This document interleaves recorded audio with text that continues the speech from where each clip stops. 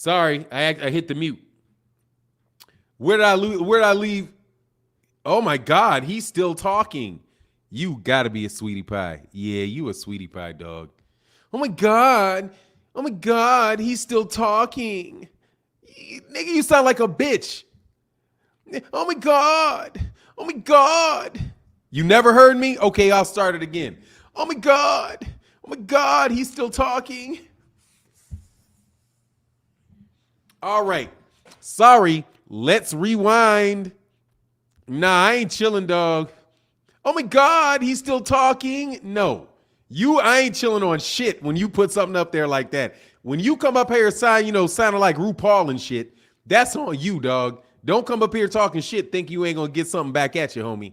You know what I'm saying? Oh, okay, now you're on mute. Okay.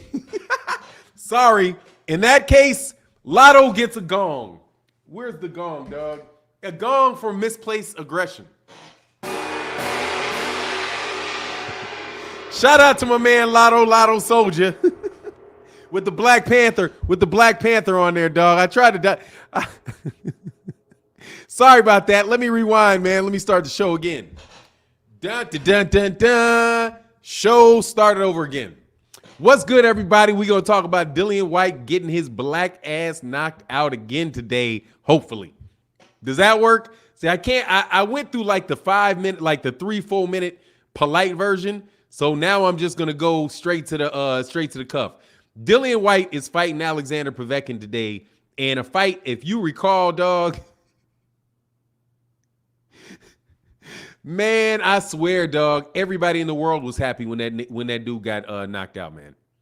Everybody in the world was happy when Dillian Whyte got knocked out. I don't think that there was a sad person on earth, dog. That shit happened in the middle of the pandemic, dog, and everybody took their masks off. Waved that shit in unison to that boy getting his ass whooped for all the shit he was talking. Let me get down here, man. So what's up? I said what's up to everybody in the building. What's going on, Mr. Omari? Sherman Callahan in the building. Lawrence Harris, mean one. Good. Said money. Good morning. Rise and grind. Yes, sir. Wesley Davis, salute to you, man. What's good? Will Norman says, silly dilly delusional. He already looking past the man that slept him. I hope AP do it again. I do. And that's everybody else telling me I'm on mute. My man, Brothers UK in that super chat said no sound. My bad. Kempwell said you have so much fun talking to yourself, but we have to have fun too. We can't hear you, man. Seriously, dude. Seriously, if Dillian Whyte gets knocked out today, dude, I think I might laugh for 5 straight days, dog. I mean, seriously, I almost hope he wins just so I don't have to go through the pain of laughing at his ass, because that dude talk more shit than a little bit, man. More shit than a little bit, man. My man Terrence Chavis in that building says support 100. Thank you so much, man, for supporting the channel. Thank you. Okay, so we together now? My man Leon Robinson said, bro, you were muted from the opening tab. Damn. Hate it, man. Hey, Terrence Chavis in the building, man. Thank you so much for the support, man. Over there on the Instagram. That definitely keeps the channel up and running, man. Thank you so much, man. All right, so now feel free. Feel free. He said, good morning, champ. You hilarious, dog. Serious, man. I'm not hilarious. Dillian Whyte is fucking hilarious, man. This is the biggest spoiled brat in the... What's going on, Brown on Boxing? General Squirrels in the building. Viva tu vida. Said, Martin, you are right with that. That boy going down today. Look, man, Dillian was snoring and blowing KO donuts. Man, he said, I don't think he winning again, but I'll be watching it on potato streams. I got it on. I'm going to be, hey, you know what, though? Today is the day. Today is the day I think that I'm going to call a fight, dog. I think I'm actually going to call a fight on the channel. I cannot resist watching Dillian Whyte get beat up, dog.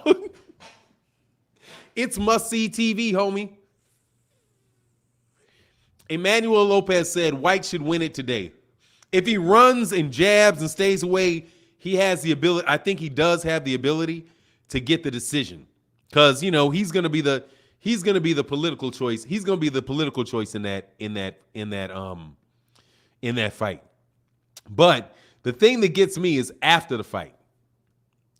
Who do you think this bozo is going to fight after this fight?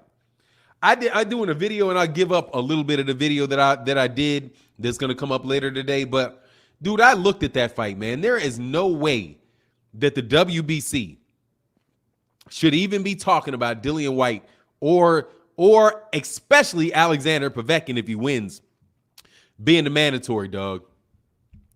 Terrence Shaver says, if he gets KO'd again, oh my God, it's over. No, it's not, dude. He's been knocked out twice. He's already been knocked out twice. He got knocked out by AJ, and he got knocked out by the guy that AJ knocked out. Just on this general bullshit that people be on, he should be out of the running now. To get knocked out twice, Deontay Wilder got cheated, and they don't want that dude to ever get another fight again. You know what I'm saying? But Dillian Whyte, oh yeah, Dillian, something special about Dillian. Bitcoin calculus, much love. A out there from the UK, paying it in pounds. I think that's a pound. Is that a pound or that's something else? Salute Uncle Fannon. He may get knocked out. Yeah, he may, dude, because you know that chin is suspect, mug. That's a suspect chin. And Alexander Povetkin steps it up in the second half of the fight. He's very, very tight. He's very, very tight. And he knows that that dude. Oh, euros. Thank you very much. Where are you, man? Bitcoin, where are you at, man? That's why it's Bitcoin calculus. What's going on, Jay Gibson? I'm starting to get a little bit more into Bitcoin. I'm starting to see its uses. In you might be able to scam. It seems like Bitcoin's a bit of a scam, dog. Seems like you might be able to get out of paying taxes with Bitcoin, man. Finland. Okay, shout out to Finland. All right, man. He said, please call a fight. I think I'd enjoy the show. Yeah, man, I used to do them all the time, dude, with but the problem was I would have like 3,000 people in the live stream. So it was a lot. You know what I mean? It was a lot of craziness. But you know what it is? Will Norman said, correction, Fannon, AJ has only KO'd Dillian. Everyone else was a TKO.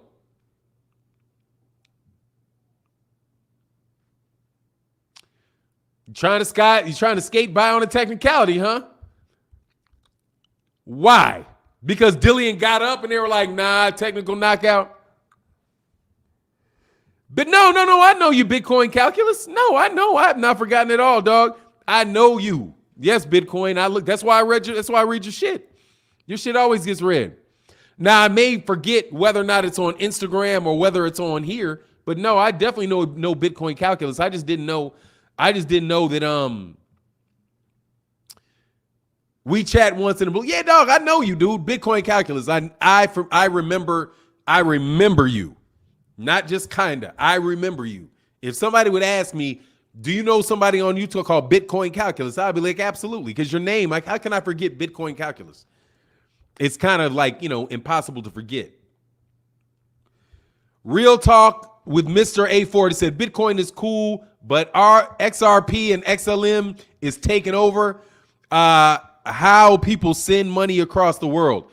All right, man, I got to catch up, dog. I got to catch up because I need some money sent to me from across the world. It paid off in gambling, though. It paid off in gambling. You can gamble with Bitcoin. I like that. 80 Solo said, Hearns can always use Dillian to be a decoy and stir stuff up. Always, dude. Always. I mean, until they find somebody else because he's got a promoter that's going to put him out there, man. Dude, Dillian Whyte looks like shit, dude, in the boxing ring. How anybody's impressed with that cat, it is beyond me. It really is beyond me. I think Michael Hunter's a much better fighter than Dillian Whyte. Would love to see Dillian Whyte fight Michael Hunter. Would like to see Dillian Whyte. Would love to see Dillian Whyte fight Luis Ortiz. Would love to see Dillian Whyte fight Dominic Breazeale or Andy Ruiz. Like, dude, I'll take Andy Ruiz over Dillian Whyte, dude. Any day of the week, man. I'll take Luis Ortiz over Dillian Whyte any day of the week. I'll take Michael Hunter over him. I'll take Jared Anderson. Give Jared Anderson I don't even think Jared Anderson needs no more fights. I don't think Jared Anderson needs any fights. Now, it'd be interesting to hear what Jared Anderson and those dudes think about Dillian Whyte. Because I never hear anybody talk about Dillian Whyte being a great fighter. Never. Like, people will rave about Tyson Fury's cheating ass. People will rave. Let me see. Angry Brit said Whyte is popular because he is the UK Yardies' only well-known fighter. He gets that losers pass a lot. What's a UK Yardie? What's a UK Yardie?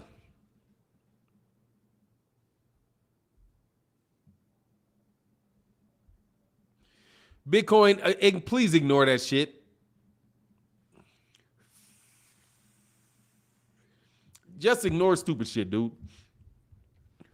You will hear shit about me every day of your life if you want to listen for it. That's just how it goes. I have shit talkers talk shit about me every day. I got whole channels devoted to that shit. Don't listen to stupid shit like that. That shit don't even make any sense. I'm on YouTube with the same amount of views, with the same amount of every fucking thing. And I took a month and I basically took 2 months off.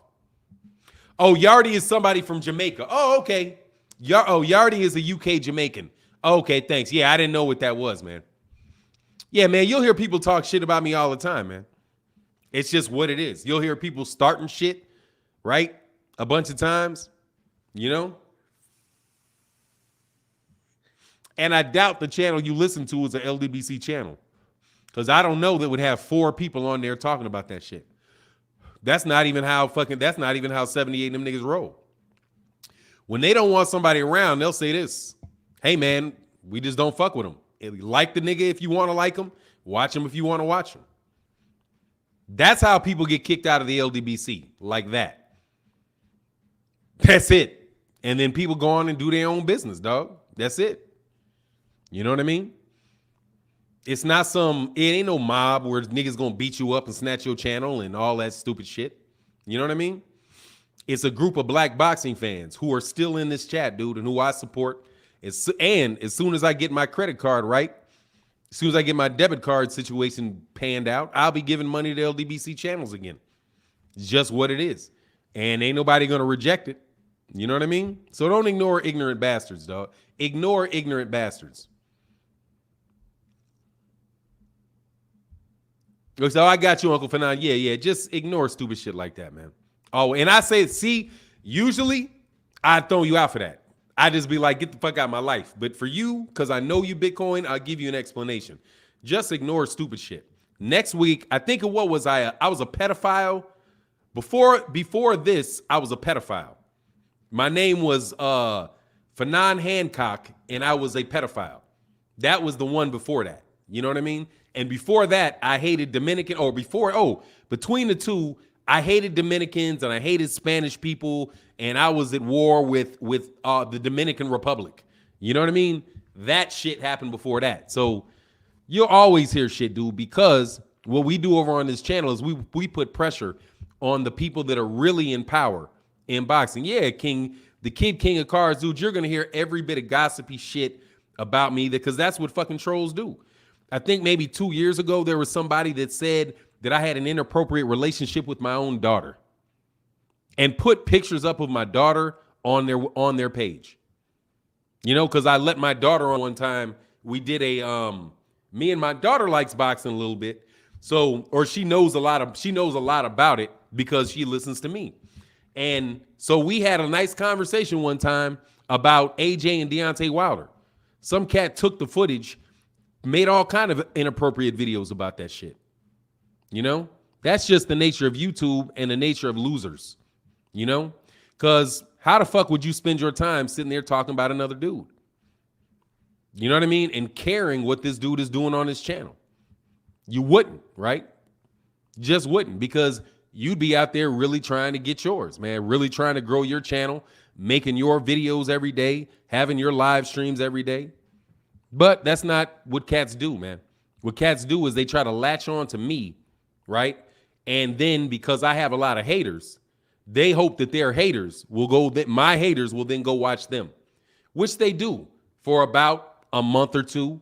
And then after a month or two, those guys' numbers die down and it goes away again. And this is exactly what's going to happen with every month, probably for eternity, as long as you got hating ass dudes who don't know much about boxing, and who don't have a very good work ethic, nor are they very intellectual, and nor can they, if there's not a lot to talk about with boxing, actually find something interesting to talk about. You know what I mean? If this was during a time when there was a lot of big fights going on, you wouldn't hear no shit. You would hear people talk, oh, I just want to talk about the fight. Let's talk boxing. But because now isn't the time to talk boxing, trolls got to eat.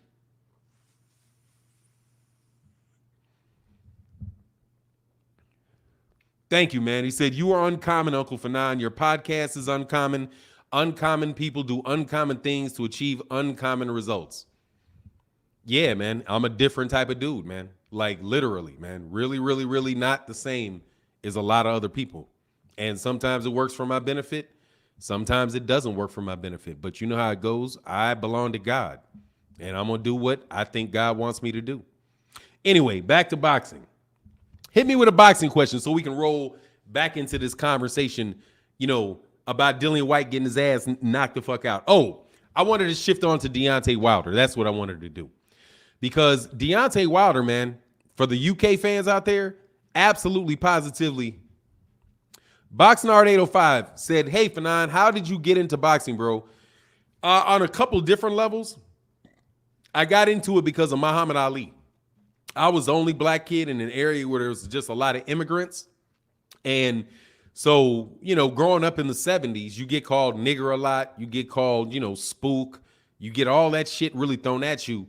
Or at least during the time that I was being raised, I got a lot of that shit. So for Muhammad Ali, the way that he spoke always just resonated with me, especially like after he won two things. The speech that he gave after he beat Sonny Liston, and the speech he gave after he beat George Foreman, that to me just locked me for Muhammad Ali, like locked me. Because when he said, if God's with me, can't nobody be against me. I'm 22 years old and I just shook up the world, right? That shit hit me because it was something that you knew that he was saying, that he believed, and that he really felt, right?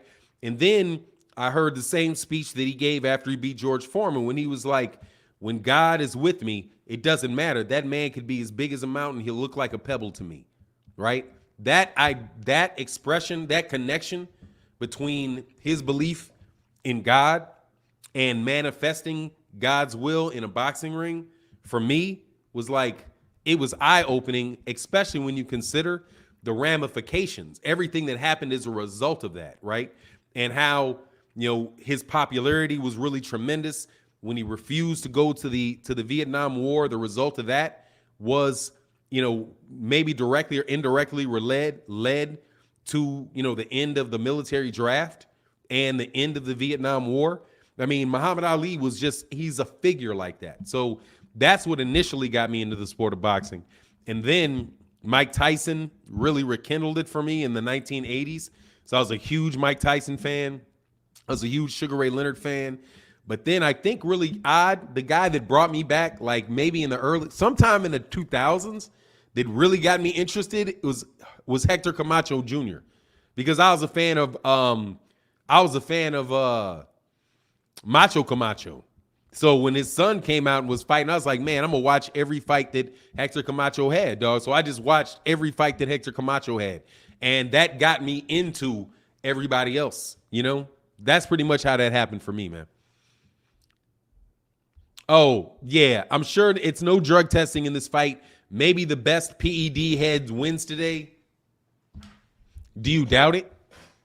When he comes in at 20 pounds lighter than he came in last fight, that Dillian Whyte ain't using something? He's already been caught for performance-enhancing drugs 2 times.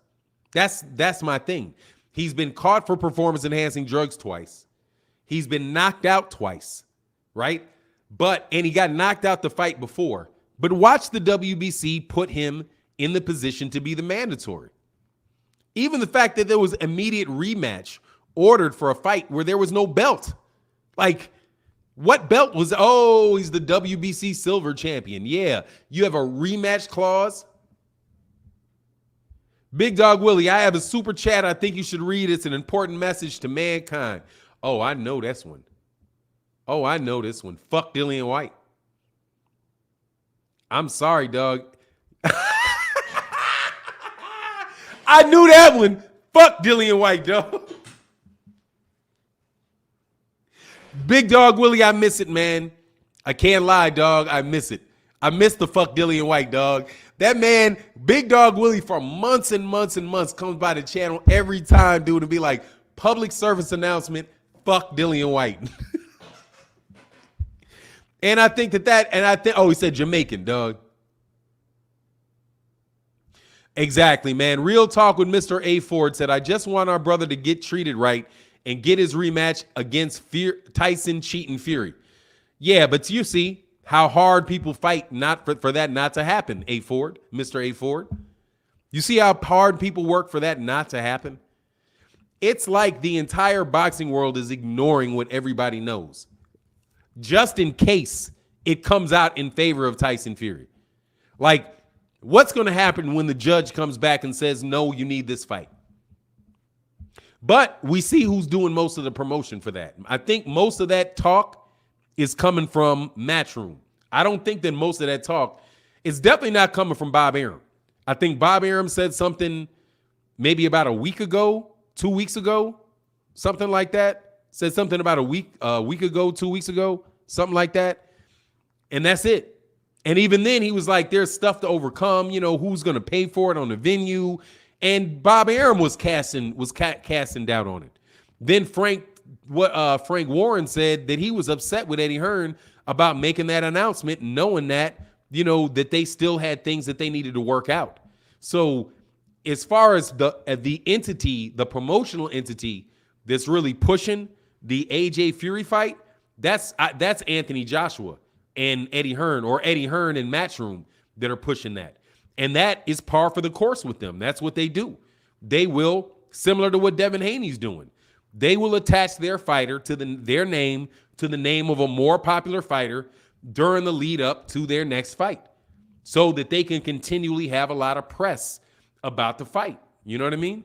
Like Terrence Crawford is getting a lot of that. And I know he's getting a lot of negativity about it, but I'm going to be very interested to see what his ratings are for his next fight, man, because I have a suspicion that a whole lot of people are going to tune in. Well, there's a chance a whole lot of people may tune in because of that negativity.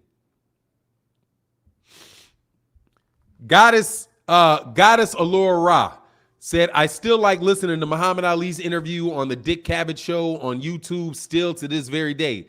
Yeah, man, he's just, you know, he's an exceptional dude in that regard, man, in his belief in God. Because that's something, because my mother went to high school with him, and that's something that they say that they knew about Ali Cassius Clay his entire life, is that he was very, very religious. Before he changed to Islam, he was already very religious, already believed, already was a believer in God, and lived his life in a lot of ways accordingly.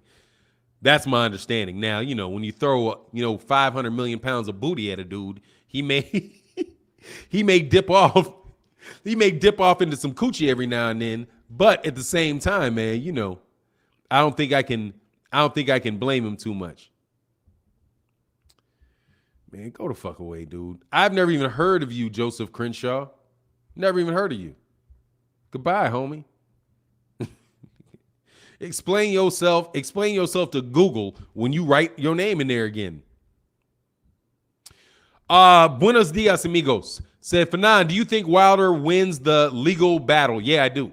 I think that he does win that legal battle because there's not much room for Tyson Fury's argument in that. I mean, I would be surprised, right? I wouldn't say it's completely out of possibility that Tyson Fury wins it, just because, you always you got to go through everything. You know what I mean? You have to go through everything. However, and then see what happens. However, just from what I understand, I think Tyson Fury's case sucks because Tyson Fury clearly is the one that tried to not make that fight happen, despite the fact that the networks were the ones that postponed it.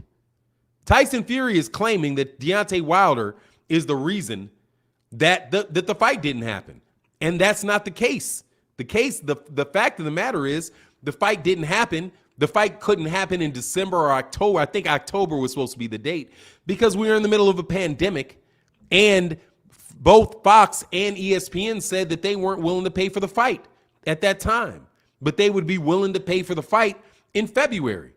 So Tyson Fury was like, no, I'm too antsy. I can't take all this inactivity. I got mental health issues and I've got all kind of other issues, which are legitimate. I don't have any doubt that dude's got mental health issues, right? I mean, most people got mental health issues. And quite honestly, stupidity is a mental health issue. And half you motherfuckers is dumb as stones, dog. Dog, why doesn't anybody ever think of stupidity as a mental health issue, man? Like your dumb ass can't walk into bubble gum at the same damn time, dog. That's a problem with your mind. If that's a problem with your mind, that should be defined as a mental health issue. Also, I gotta debunk something, dog.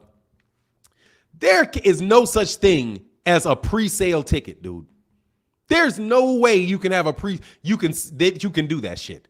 Like no. Because you have to put something in front of the sale in order for that shit to make any sense. Pre-sale. You have to say pre-sale to the general public. Like pre-sale to the general public, right? Because you cannot pre-sell something. How can you pre-sell something? Unless you pre-sell it before it's made. You know what I mean? Like, you're going to have some new tennis shoes, but I'm going to sell them to you before I actually make them, right? Or I can pre-sell a video to you, like a video game to you, and then you'll get it when it comes out, right? That's a pre-sale because you're selling it and somebody's buying it before you actually have any product. That would be the case with every concert, right? Because you're selling the ticket before the event. You may buy it a week before the event. So you bought that shit before they actually gave you the product, right? So if you don't say that everything is pre-sale in a concert, then you have to say, okay, well, no, we're just going to say it's a sale as soon as you sell it, right? As soon as you sell a ticket, you got your ticket, right? That's what we're selling, the money for the ticket. You have your ticket, so it's sold. Why, if you sell tickets to somebody else, doesn't that count as a sale? You had the tickets, you gave them the tickets. That means you sold the tickets. That's not pre-sale. That's just you sold the fucking tickets. And you sold the tickets to a group of people before you sold tickets to other people. But you're still selling the tickets. Otherwise, you can't say you sold 40,000 tickets.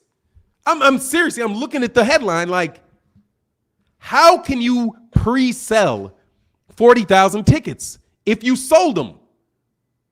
They're just sold. So let's stop with the bullshit records you guys keep trying to come up with and just say how much Canelo Alvarez sells when it's over with. You know, is he going to sell 60,000 tickets? He may sell 60,000 tickets.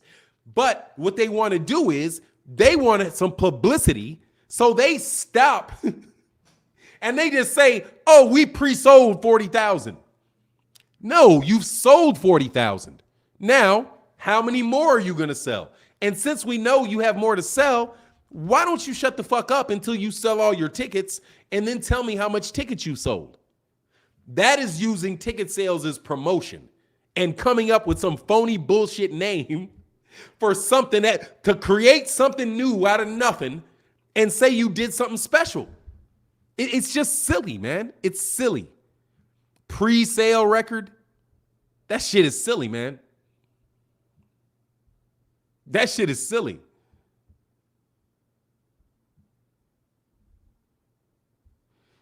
I thought pre-sale tickets are what the event organizers make available. So for some, is it exactly? And they can resell it. Exactly. But they sold it. They sold it. If they sell the tickets to the event organizers, then they sold them. They're saying they sold them to the event organizers. If you sold a bunch of them to an event organizer, You still sold the tickets. You just sold them in bulk. It's still a sale.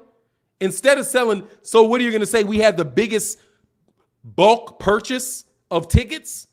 Because that's the defining characteristic, that it was sold in bulk, not that it was sold at any particular time, dude. Because the fight has been announced. And then they took a block of tickets and they sold it to somebody. That is a bulk ticket buy. So if they want to say they have a record, they could say, oh, we set a record for bulk ticket sales. We sold 40,000 tickets to 3 event organizers. That's a record. If that's the record, then let them have that record. But make the record something that isn't oxymoronic. Because that's selling pre-sold tickets is just selling tickets, man. That's all that shit is. And it's kind of like, have you ever heard the offer people used to make? Like, we'll match any price. Like, I'll say I'm going to sell this microphone, right? I want to sell you this microphone. And I'm going to sell you this microphone for $100 in my store. But I tell you that I will match any price that you can find somewhere else. That's the deal, right? Why? Because if I find it somewhere else for a lower price and all you're going to do is match it, I might as well buy it for them. And if you're only going to beat it by like a penny, I might as well buy it from them because it costs money to come back over and get it from you. Right? It's just an offer that doesn't mean anything. It gives you an incentive, an imaginary incentive. You know what I mean? It's an imaginary incentive because in all practicality, it doesn't make any difference. Same thing like when you have an agreement. A lot of times, like I'll negotiate something with somebody where we have a master service agreement and then we have work orders underneath the master service agreement. And they'll say, well, the master service agreement goes for 5 years, right?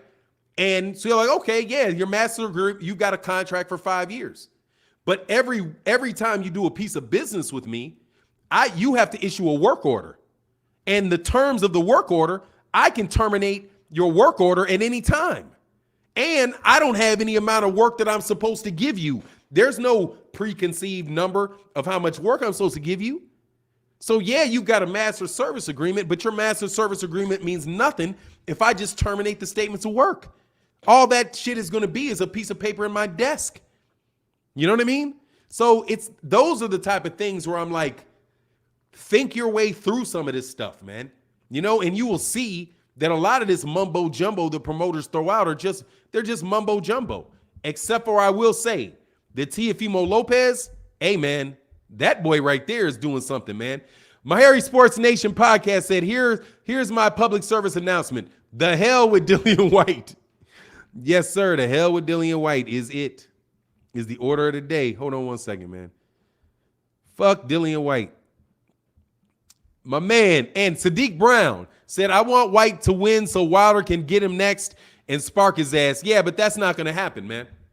That's not going to happen because Tyson Fury is going to have to fight Deontay Wilder next.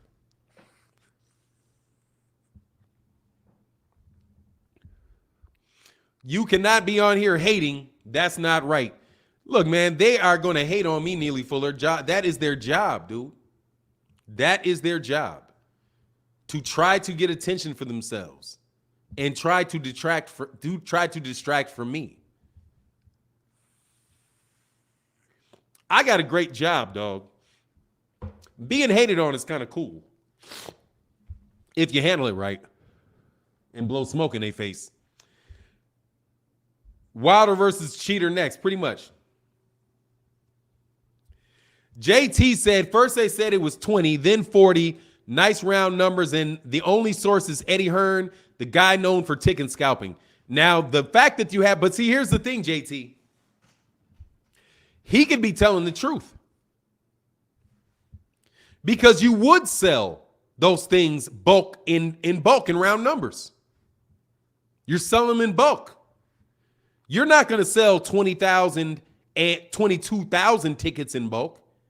You're going to sell 20,000 in bulk, 30,000 in bulk, 50,000 in bulk.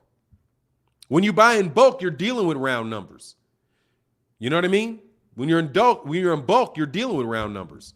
So, yeah, he could have sold one lot and then sold another lot. And quite honestly, for Eddie Hearn, that's the best way to sell tickets because you don't have to worry about, but you're going to sell them for less money now. You're going to sell them for much less money, but you're going to make sure that they get sold because the pre-sale tickets are usually for what? For specific areas, right? Specific areas like the ringside, all of that shit up in there.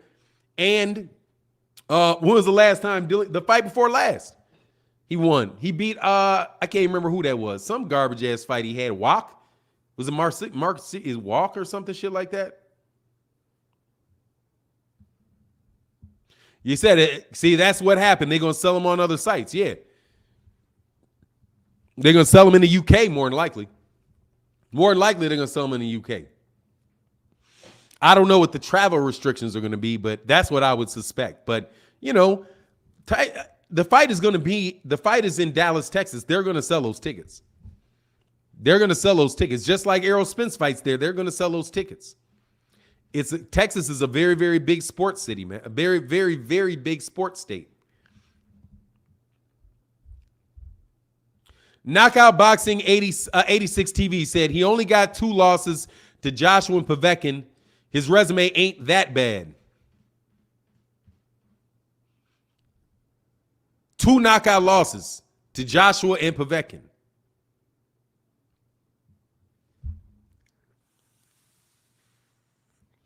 That's 2 knockout losses to 2 top 10 heavyweights. Who's he going to fight of interest? He got knocked out by Povetkin with an uppercut. Put to sleep. Deontay Wilder, I just don't see it, man. I would rather see Michael Hunter. Michael Hunter ain't been knocked out. Michael Hunter, I think, definitely put up a better fight against Alexander Povetkin. I just think that I just think the dude is massively overrated, man. Yeah, Texas always supported Canelo too. Yeah, Canelo's a huge name, man. Canelo's gonna sell, man. You know, Canelo's gonna sell. But what they're gonna try to do, see, this is the twist, right? Say Canelo Alvarez winds up selling 60,000 tickets, and Errol Spence Jr. sold 55. What they're gonna say is that means that Errol Spence Jr. is not a popular fighter. That's the logical leap that they're gonna try to take. They go from them talking about the cats that matter, right? Because to say that Canelo Alvarez is not a huge name is just silly, right? He's absolutely positively a huge name. Whether or not he's getting any bigger or not, that's what I have a question with. How big he is exactly, I have a question about that because he's not had a competitive fight and he's not been on pay-per-view in several years. You know what I mean? Yeah, EJ has sold more general tickets right now, but he may sell more. I mean, there's a chance that 60,000 people would buy tickets to see Canelo Alvarez. There is a possibility that would happen. And there's a possibility that the ticket sales for that fight could be higher than the ticket sales for Errol Spence Jr., Mikey Garcia. There's a chance, but guess what? If somebody's worth $15 billion, right, that does make him richer than somebody that has $14 billion. But that doesn't mean the guy that has $14 billion is not ridiculously wealthy. You can't take from Errol Spence the $55,000 that Errol did against Mikey Garcia. You can't take that away from him. That is something that he proved that he can do. And that's not something that Mikey Garcia can do. Mikey Garcia can't come to Dallas and sell 55,000 tickets against Jesse Vargas. No way he could do that. Errol can do that. I bet you Errol can do that shit with Sean Porter. Wouldn't be surprised if he could sell that shit out with Sean Porter because he's a lot LGBT dude. Look, man, You have got to keep your personal business to yourself. Okay? This is not Black Lives Matter, dude. I'm not about to connect my plight with yours. Okay? You like men or you like women or what is it? I thought it was LGBTQ, right? Questioning. You could be a lesbian, you could be gay, you could be bisexual, you could be transgender, you could be questioning. Dude, that's not what this channel's about, bro. This channel's about boxing, homie. It's about boxing. And personally, I like women, okay? I do. Like them a lot. Like them too much. In fact, getting myself in trouble with them all the time. You got to stop, man. You got to stop. Funny how we got Canelo presale numbers, but none from the Yaldemir fight. Dude, I'm trying to tell you, Brown Unboxing, he's just, dude. They like me, dog. Like, they like me, dude. It's what it is, dog. It's the bald head. It's the gray beard, you know. It's the employment status. Something like it, dog. Something. Is Deontay Wilder a bridgerweight? No, he's not. There's no such thing as bridgerweight, dude. There's no such thing as bridgerweight, dog. What is a fucking bridgerweight? Another bullshit belt, dog. Say, cut him some slack, Martin. That dude ain't a woman anymore. Look, man. Transgender is in there too, General Squirrels. That's the T, okay? They transitioned gender, okay? He put that in there too. So I don't even have to cut them slack. I'm just asking for them to cut me some slack, man. You know what I mean? Like, it's rough out here, man. It's rough out here, dog.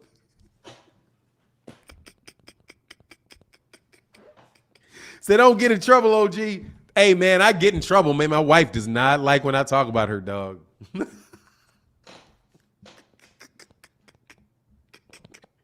Ooh, but my wife is fine. I don't give a fuck, nigga. I'll talk. Got to talk about what you like in life, dog. Fannon, Texas is wide open, but it's still a pandemic. I'm just saying that they still may affect. It may, no doubt about it. I love one down, Gaither. Don't get me wrong, dude. I'm just speculating. I don't know what the ticket sales are going to be. I suspect for Canelo and Billy Joe Saunders, though, like Billy Joe Saunders don't bring shit, dog. Like I like Billy Joe Saunders as a fighter. I think it's a good fighter, but you know, he just doesn't bring anything with him, man. You know, like he doesn't bring anything with him. So why am I like, you know, why would people be amped? I'm in Austin. I'm not going to the fight. You know, I went to the Gervonta Davis fight against Leo Santa Cruz. I went to this Spence fight versus Garcia, but I'm not going to Canelo Alvarez Yaldemir or Canelo Alvarez Billy Joe Saunders and sitting through a bunch of UK fights, a bunch of UK fighters in Texas. Not going to happen, man. Not going to do it.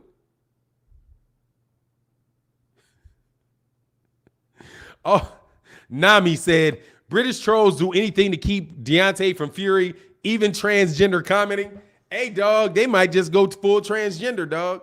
I wouldn't put that shit past Tyson Fury. I want to be a woman boxer. I'm going to be the greatest female boxer ever. I'm Chelsea Fury. I'm Chelsea Fury now. Daniel Staley said, salute Fannon, Wilder will knock out Dillian in 3 rounds. Something like that.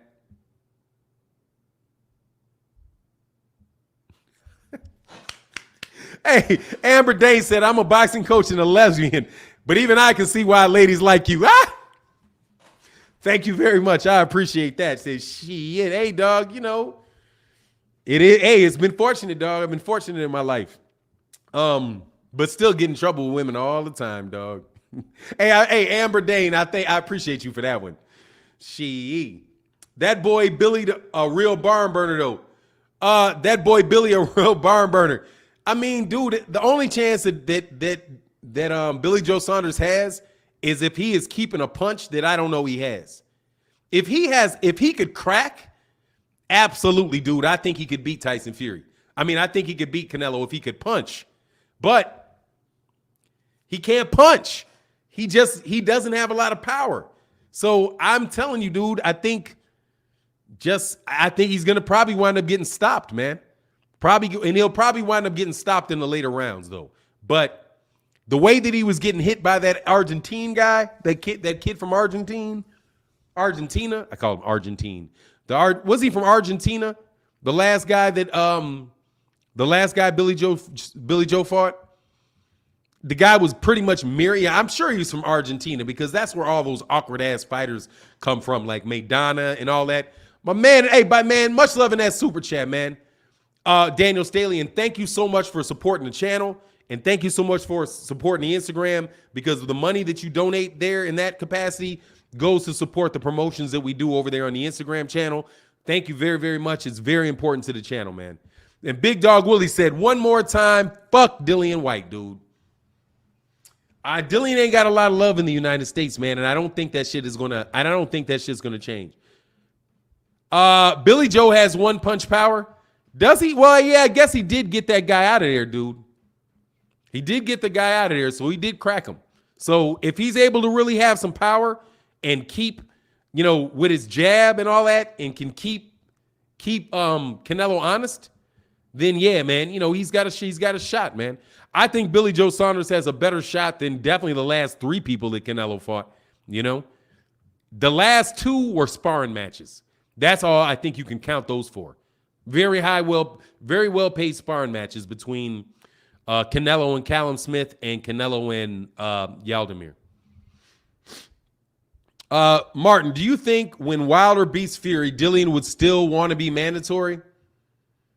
Yeah, but I think he'll talk himself out of the fight. I don't know if he'll take the fight, though. I don't know. I think the guy's I think he's a fraud.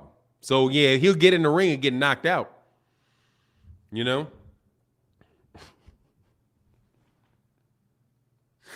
Listen to Dillian Whyte say it. Oh, Dillian's going to pick up the count, right? What did he say? He was a mandatory for 600 days. The dude had been a mandatory for 12 days. 12 days. I've been mandatory for 600 days. Lotto said, A for 9. They still haven't released Canelo's pay-per-view sales yet for his last fight. Wow, that says a lot. Yeah, he didn't do 100,000. But I don't even know why they would do that. Like, I don't understand why they would do that, man. Because most of his money was going to be on DAZN. People are going to watch the fight on DAZN in the U.S. So I don't know exactly who the pay-per-view audience was for that, But yeah, they definitely didn't say anything about that. General Squirrels, thank you so much for supporting the channel. Thank you so much for supporting over there on the Instagram and the promotions we're doing. Blowjob will show why Canelo don't fight doo-doo.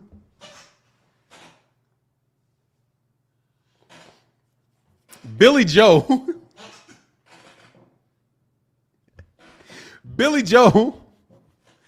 BJ Saunders, dog. We'll go with BJ, dog. BJ Saunders will show why Canelo won't fight doo-doo. Oh, that's a good question because you're talking about boo-boo. Double diss there on blowjob and doo-doo. But, yeah, I'm telling you, I'm putting money on Andrade in that fight.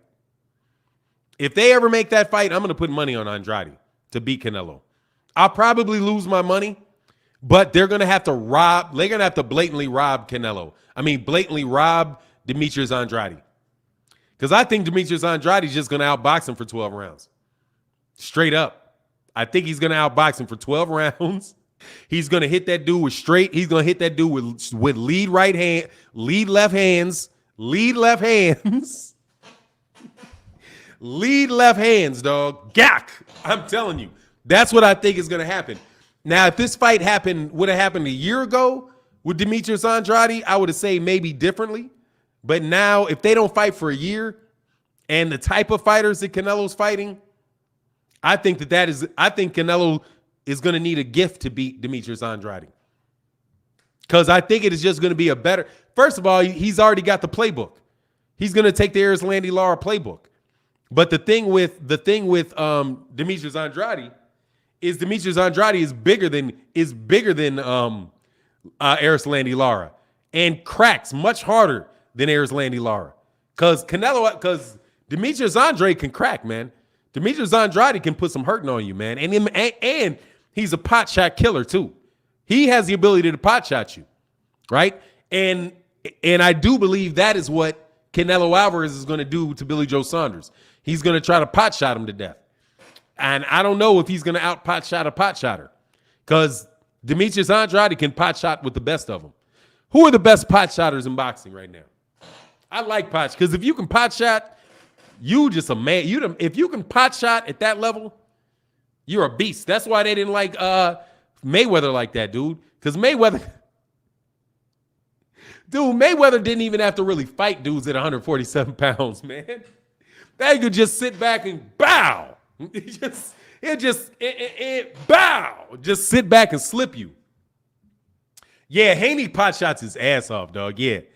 Haney's a great pot shotter, dude. Yeah, no doubt about it, man. Haney be pot shotting the shit out of cats. And the pot shot is just hitting you with some shit you know you shouldn't get hit with. Like, just one shot you ain't got no business getting hit with. Bow! And then just moving. And like, nah, I'm going to slip your shit. Bow! Slip your shit. Bow!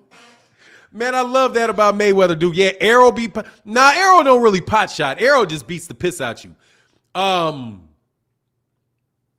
Crawford will pot shot you, though. Yeah, Gervonta Davis can pot shot you. TBE pot shotter, yeah. He is. Floyd Mayweather Jr. is hands down the best pot shotter, dog, that I know of. If any, yeah, Arrow works you, dog. Crawford will pot shot you. Crawford pot shot you. Lomachenko will pot shot you in a heart. Lomachenko will pot shot you. Haney, the best pot shotter? I don't know if he's the best pot shotter, because Canelo is a better pot shotter, dude. I think Canelo might be the best. Oh, I think Tank, he just throws pot shot combos. Oh, so he'll pot shot you and come behind him?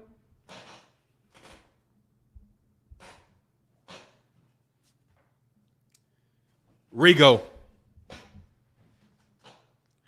Rigo.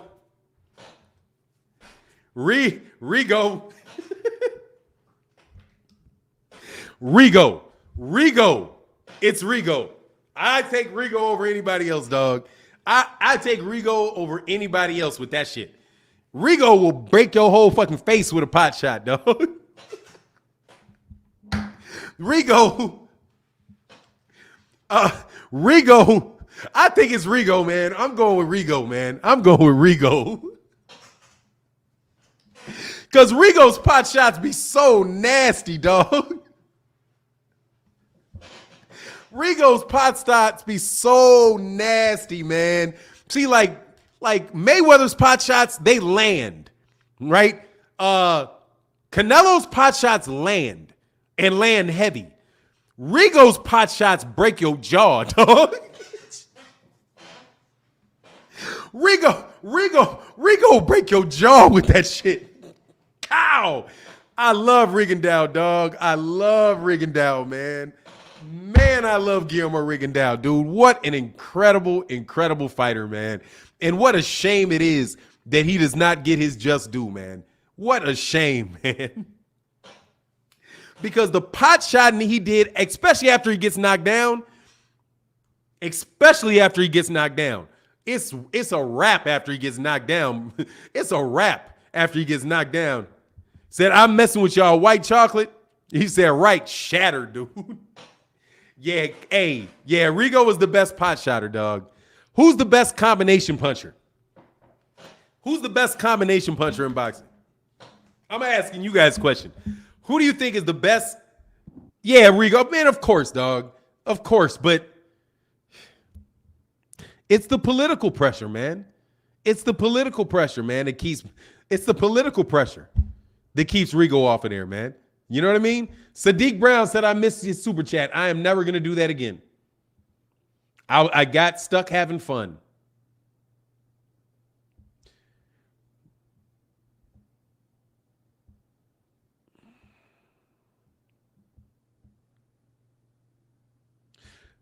Sadiq, hey, can you put the comment in your put it in the comment section and just put in caps missed super chats like this. I'll put it in the comment section.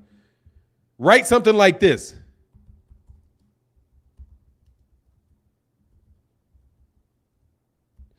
And then like this. Put it in there like that. Because some of the, like if you did 1 or 2, it doesn't show. Like $1 super chats and $2 super chats don't show up at the top. And that's why I'll miss them and they get skipped by real easy. So I'm sure yours was a $1 super chat or it's something less than 5. Please put that combo miss super chat and I'll read it and I'll get to it for sure. Sean Stillen said, they all ducking Deontay Wilder's right hand. David Benavidez, Errol Spence, Garrett Russell, Canelo ducking Benavidez, Andrade. Oh, so you're saying the best combination punchers are Benavidez, Errol Spence, and Gary Russell Jr. I need a best. And I think it may be him.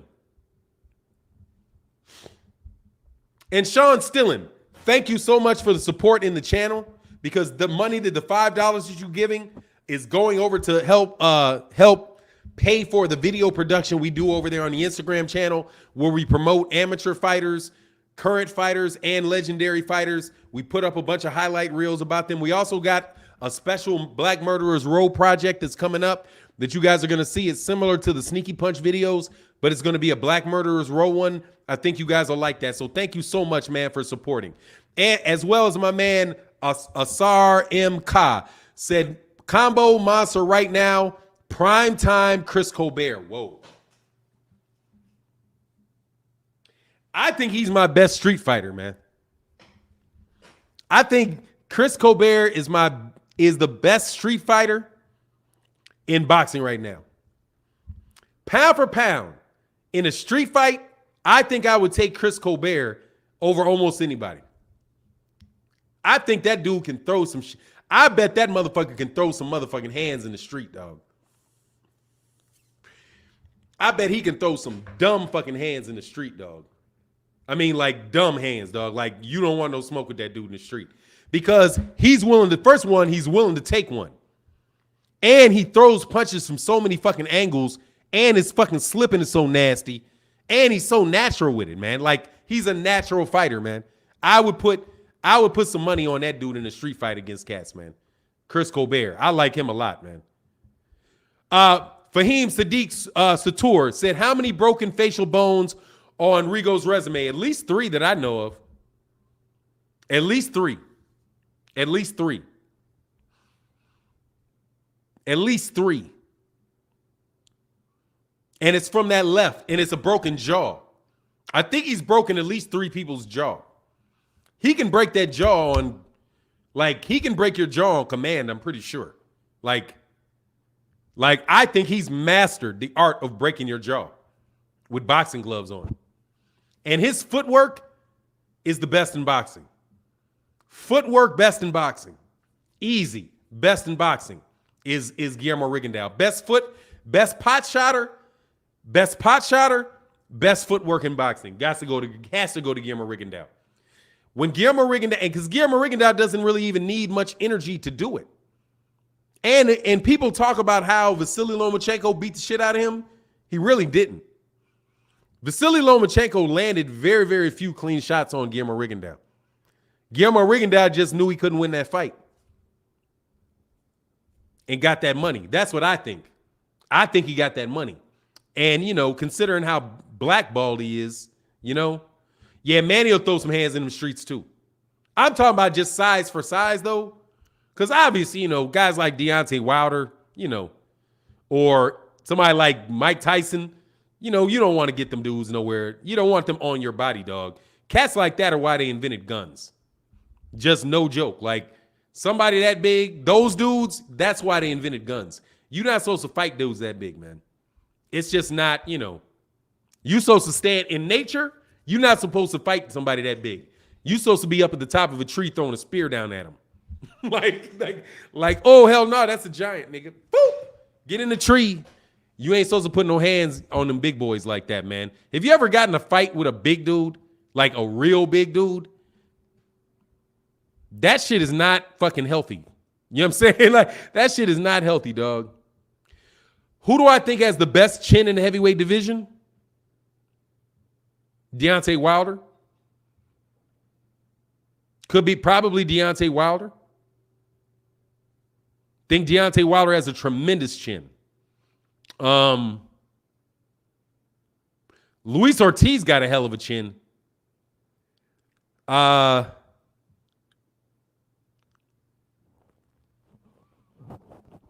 see that Jared Anderson got a nice chin because I saw him get clipped by that big boy a couple times. But I don't know. I think Deontay Wilder might have the best chin, dude.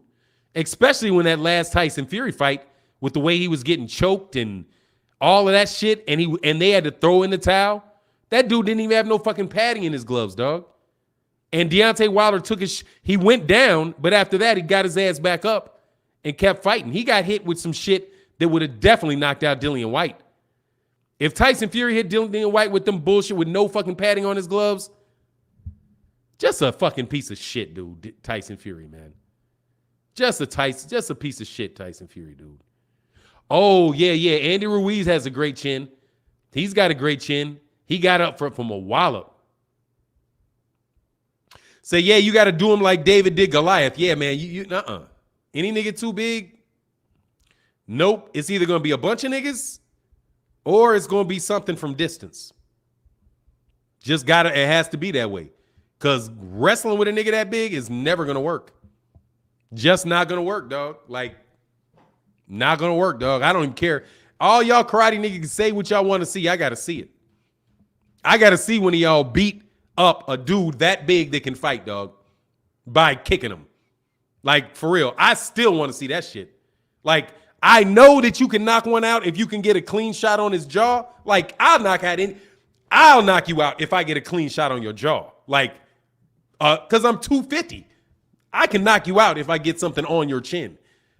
Actually, I can knock you out with a slap most times. Most niggas I've been able to knock out, I've knocked niggas out with slaps. So I know that if I hit somebody with a full hook, oh shit, here comes somebody got to get blocked. Mr. Bitch, you got blocked. It's your second time, dog. Okay? Sorry, I was waiting from you from yesterday. I'm 250.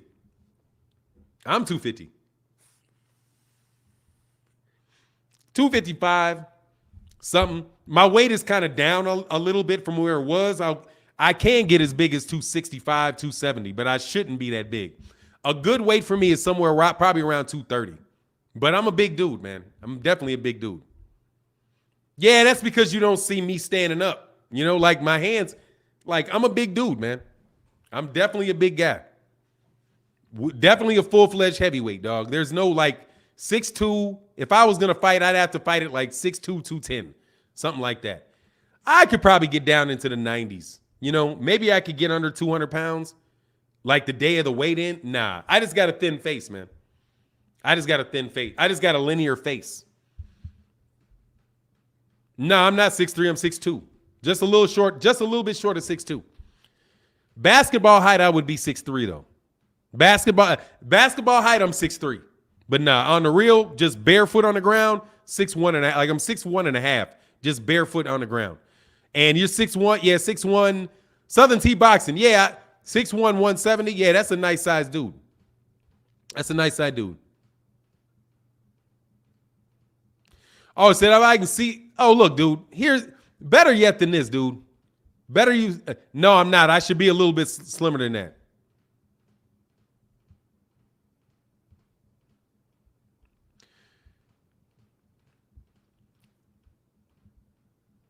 Povetkin used to have a very good chin as well, but he's softened over the years. Yeah, he does have a very good chin. Still better than Whyte's, though. Whyte dropped him multiple times. Povetkin needs to drop Whyte only once. Man, put his ass to motherfucking sleep. Who is your favorite pro wrestler of all time? Baron von Raschke. Baron von Raschke was my favorite wrestler of all time, dog. When I was a kid, he used to pull out the claw he used to win them by giving cats a claw. He was around there at the same time as old school shit, dog. Old school shit, like with Junkyard Dog. Like I like Junkyard Dog. Junkyard Dog and Baron von Raschke. Yeah, with the claw. That mother came out with that claw. That was my dude, dog. That was my dude. And then of course I liked Andre the Giant. I liked Andre the Giant. And I liked Hulk Hogan. I liked all those dudes, man. Them blonde, they used to have these blonde dudes. The Erickson family, I think it used to be like the Ericksons or something like that. But they had like 5 or 6 brothers. Yeah, that I was like, yeah. The Rock or Stone Cold. Yeah, I wasn't into it. Yeah, that's the 1970s. Yeah, that's when I watched it, dog. I didn't watch it in the 80s or the 90s. I watched it in the 70s, and then I lost it after the 70s. In the 80s, I went to, the Von Erichs. Yeah, the Von Erichs. Yeah. They used to, a bunch of blonde-haired brothers and shit. Yeah, dog, that's when white supremacy was flying high, dog. White supremacy was flying high back then. Yeah, man, make sure y'all hit the like. Please hit the like. Please hit the like. Please hit the like. Please hit the like. Yeah, Hulk Hogan was cool until, yeah, you know how it is. You know how it is. That's just kind of how they are, man. That's just how white people are. You know what I'm saying? Like, no disrespect, dog, but that's just kind of like, real cool. Like, you can be real cool. But then, in the wrong moment, some shit comes out. That end will pop out. Pop. That shit will fly out like a bone. Plop, plop. Right out there. And then you got to like deal with how you're going to deal with that, For me, I still like Hulk Hogan, dude, because, I know racists and I know racists. You know what I mean? Like, and honestly, dude, I'm not really bugged by somebody being like, what did he say? Some shit related to his daughter or some shit. You know what I mean? Like, it's like, dude, so many of them said that shit so much to me, dude, that I just kind of brushed that shit off, dude. The ones that get me are the ones that do like the omnibus crime bill. That's some shit where I'm like, fuck y'all. You know what I mean? Like, damn, dude, you're going to take billions of dollars out of child welfare and educational programs, and you're going to take that money so that you can build jails while you pump a bunch of cocaine into the communities. That type of shit, I'm like, yeah, those are the racists, dog. Those are the ones that will cast down your entire race of people. You know what I'm saying? Like, they'll cast down your entire race of people. They will block you into a group of people, call you niggas. Then they will make you serviceable to them in a money-making capacity. And, hey, dude, slavery got abolished only in the chattel form. It did not. Involuntary servitude did not get abolished. Involuntary servitude is legal like a motherfucker and is absolutely positively slavery. So those are the type of people, the people that are focused on having other human beings be cast into slavery, called the judicial system. You know what I'm saying? Well, called the end result of the judicial process, if you're not lucky, where you wind up in jail, locked up, doing nothing but spending, doing very little constructive if you're not reading and getting your mind right? Not getting yourself ready to be a constructive and productive citizen. You're being stuck in a system where you're going to get back out, find that you got to commit crimes to make a living a bunch of times, and then wind up coming back to prison. And you are what? Predictable. You are predictable income for that system. Those are the type of racists that bug me. Somebody saying some offhanded shit, I'm like, yeah, you're an asshole, but, there's a lot of assholes in the world, man. A lot of assholes in the world. My Hairy Nation Sports Podcast said, you heard about the story where Jesse Ventura tried to unionize the wrestlers until Hogan snitched to Vince McMahon before WrestleMania 2? No, I didn't hear that, but, seems like something that would happen because I know Jesse Ventura is definitely the type of guy that would do something like that. And Hulk Hogan is the type of guy that would do some shit like that because Hulk Hogan is sitting at the top of the pedestal, making all the money, getting into the Rocky movies, living very, very well, man. Hulk Hogan has been a very wealthy man for a very long time, so why would he buck the system? Similar to the boxing media. Boxing media, all this shit you guys keep talking about with dumb shit with me, that's the mainstream boxing media, dude.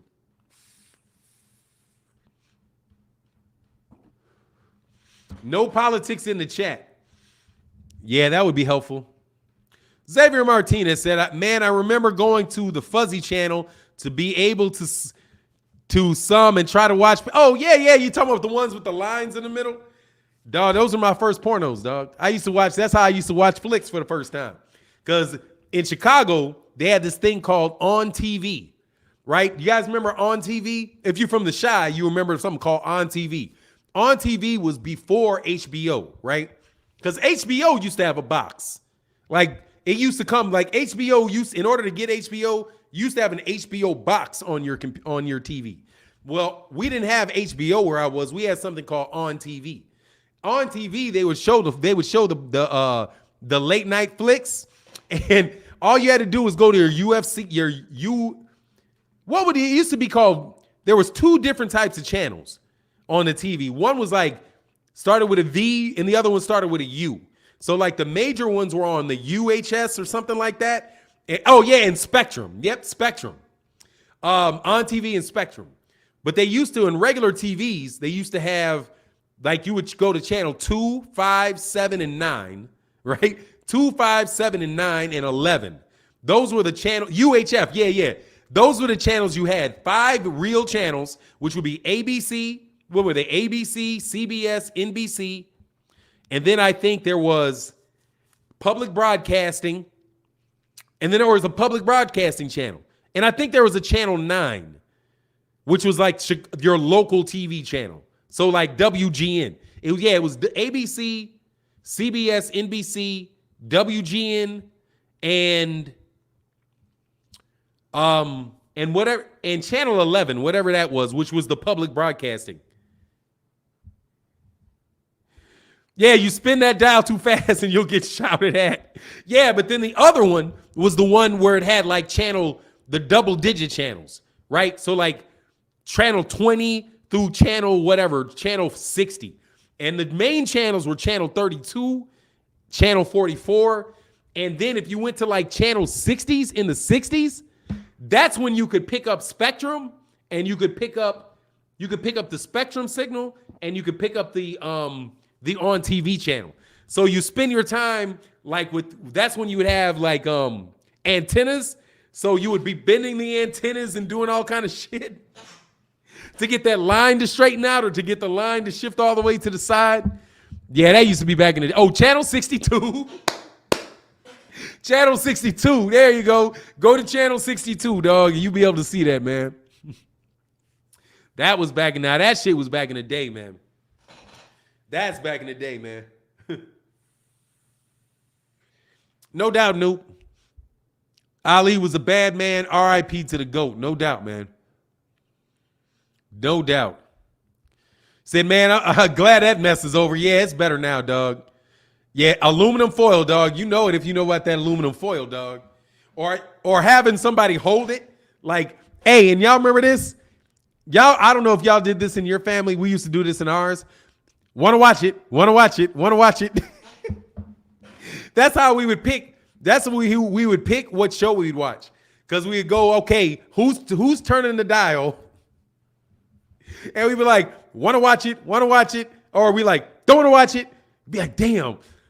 Switch it. Don't want to watch it. And then everybody would get on, like Laverne and Shirley, be like, oh, okay, want to watch it. And so me and my two sisters, my older sister, 2 older sisters, and my younger sister would then watch whatever it was on that, man. He said, yeah, that's them old school scramble box that showed all the pay-per-views. Yeah, man, that was back in the day. And you can watch, and I'm sure you, in other places, if they had the other stuff, you could watch that too. But ask me some boxing questions. We got some more time, dog. So let's get some more boxing. Nobody told me, who did we agree was the best combination puncher? Povetkin's a hellified combination puncher. Said blank man, foot in the toilet. What's that, man? For the TV, does that help with reception? I'll go back and see if I can catch a question. Because I went off a little bit. It's Saturday morning, man. So, I'm talking about what I want to talk about, homie. Hulk's rep takes a big hit after listening to all the old school wrestlers tell stories of him back in the day. Hey, man, that's why you got to keep your reputation intact. That's why you got to keep your rep intact. The core of your rep intact. Brown on Boxing. The core of your rep on straight. You know what I mean? And if Hulk, and see, everything that I've heard from Hulk Hogan comes from him being either a snitch, right? And cats don't like that, dude. Like, for you to stand in the way of people making money, in my opinion, is just some bitch shit, dog. That's just some bitch shit, dude. Like, no way around that. And that is the type of thing that will stick with you for the rest of your career, or rest of your life, man. If you're somebody that is known as standing in the way of people earning a living, right? Or people being treated fairly, that shit's going to come back to bite you, man. Like, you'll keep the supporters that you have. Like, people who are lifelong Hulk Hogan fans and loved Hulk Hogan will ignore that. But people that were lukewarm on him or liked him a little bit, dude, they're not going to support that shit later on, man. They'll be like, damn, I didn't know he was a bitch like that. You know what I mean? Versus people that you'll find and you'll be like, damn, dude, I never really knew he was that good a dude. Like, for example, Floyd Mayweather Jr. Dude, I've heard a lot of stuff about Floyd that was bad, right? But I've never heard of him never heard of him not taking care of the people that were around him. You know what I mean? Like, he doesn't have a reputation for stealing from fighters. He doesn't have a reputation for now I know that there's things around, fights not happening and maybe his fighters getting the benefit of the doubt. But, I don't really know of things that he's done that make people think like, oh, it was so terrible to do business with him. He ripped me off in this way. There's some things like with Mickey Bay, here and there, that I think that, that I've heard that weren't necessarily, the best. But overall, I think what Floyd Mayweather Jr. will be remembered for, or at least I hope what he's remembered for, is being somebody that really did give independence, and to give independence or encourage independence in boxers, right? And I think that you see that because what is happening with Teofimo Lopez, I think is one of the best things I've seen in boxing in a long time, man. Like, I got on Teofimo Lopez and I will get on Teofimo Lopez about the Devin Haney fight and that. But what he's done as a businessman and a business person and what Teofimo Lopez Sr. is doing, man, I have to take my hats off to them. And I definitely believe that is inspired by somebody like a Floyd Mayweather Jr. And that's very, very important. Even though, obviously, he said stuff like, about not necessarily being as supportive to black people in larger causes as I would like him to be. But at the same time, dude, I think with anybody in their life, you can find something that you don't like, especially if you look closely enough. Wow, dude, I can't believe you brought up Tim Austin. Absolutely. Tim Austin and Finito Lopez were some of the best combination punchers I've seen. Yeah, Tim Austin was a beast, man. Who did Tim Austin lose to? He lost to somebody, and all of a sudden his career was over. But he was down there like, what was he, 122, 126 pounder, Tim Austin, back in the early 2000s. Very, very good fighter, man. Brown on Boxing said, what is the probable time that we find out about Fury versus Wilder decision? October.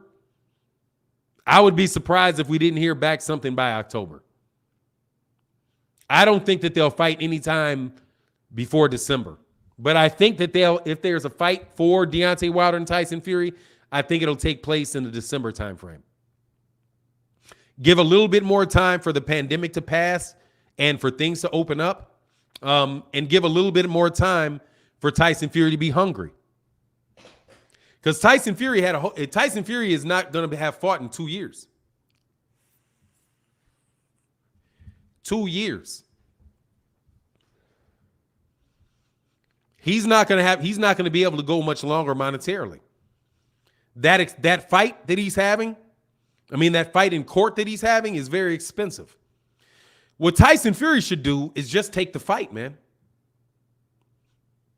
The easiest solution for this is for Tyson Fury just to man up and take the fight. He would make more money. Deontay Wilder makes money. The fight, if he's able to beat Deontay Wilder, the Tyson Fury fight, the Anthony Joshua fight with Tyson Fury happens all the faster. The truth of the matter is, dude, that the probable timing of it is whenever this motherfucker comes to his fucking senses and realizes he can't get out of it. I would think that he would realize that he can't get out of it already, seeing as, dude, it is going up on April. We're out of the first quarter, dude. We're into the second quarter. If they don't get this thing, if they don't get this solved before, what is June, right? Say, for example, that this thing is still in mediation. If it's in mediation still, that's tough, man. I don't know how you're going to be able to get the fight before December, because they're going to have to, for that fight, they're going to need promotion. They're going to need at least they're going to need 6 months, 6 months of people knowing about that fight before that fight actually happens, man. Think about it that way. So if they don't have this decision by June and they're not set by July and August what they're going to do, they might get pushed out to February, because my understanding is Errol Spence is going to fight what, in June or July? So what is that? How many months is that after that?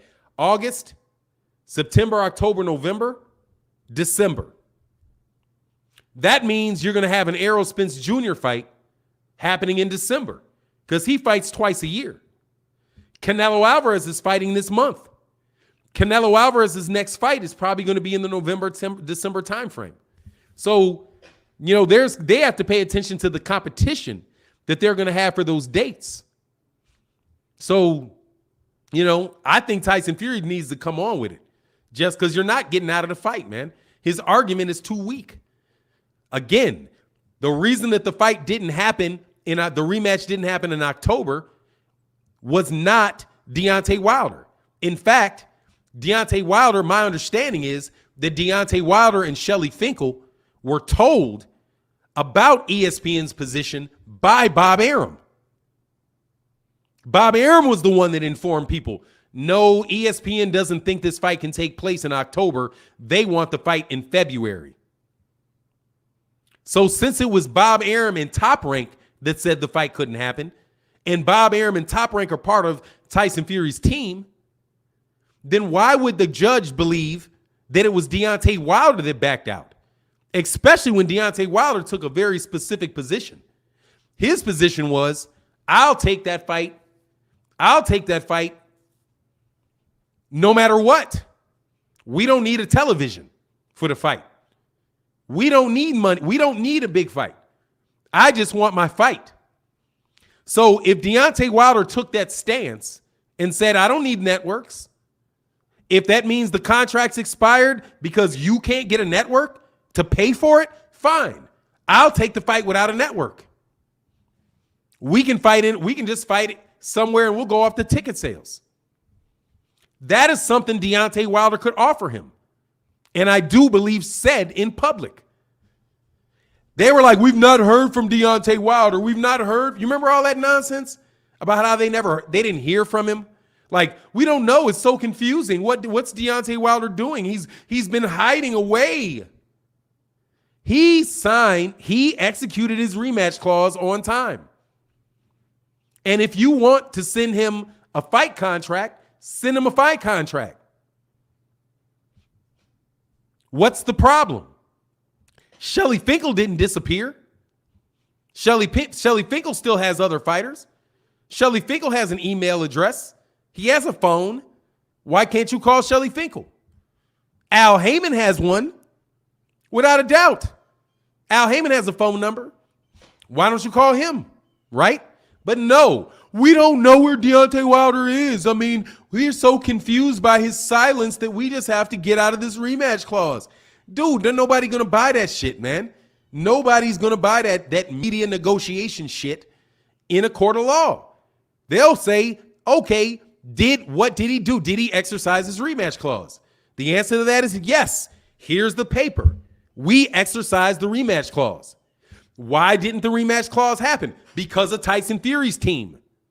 Because Tyson Fury's team, their network didn't want to air the fight. We said we'd be okay with having the fight without ESPN. And if Fox doesn't want the fight, we're okay with having the fight without Fox.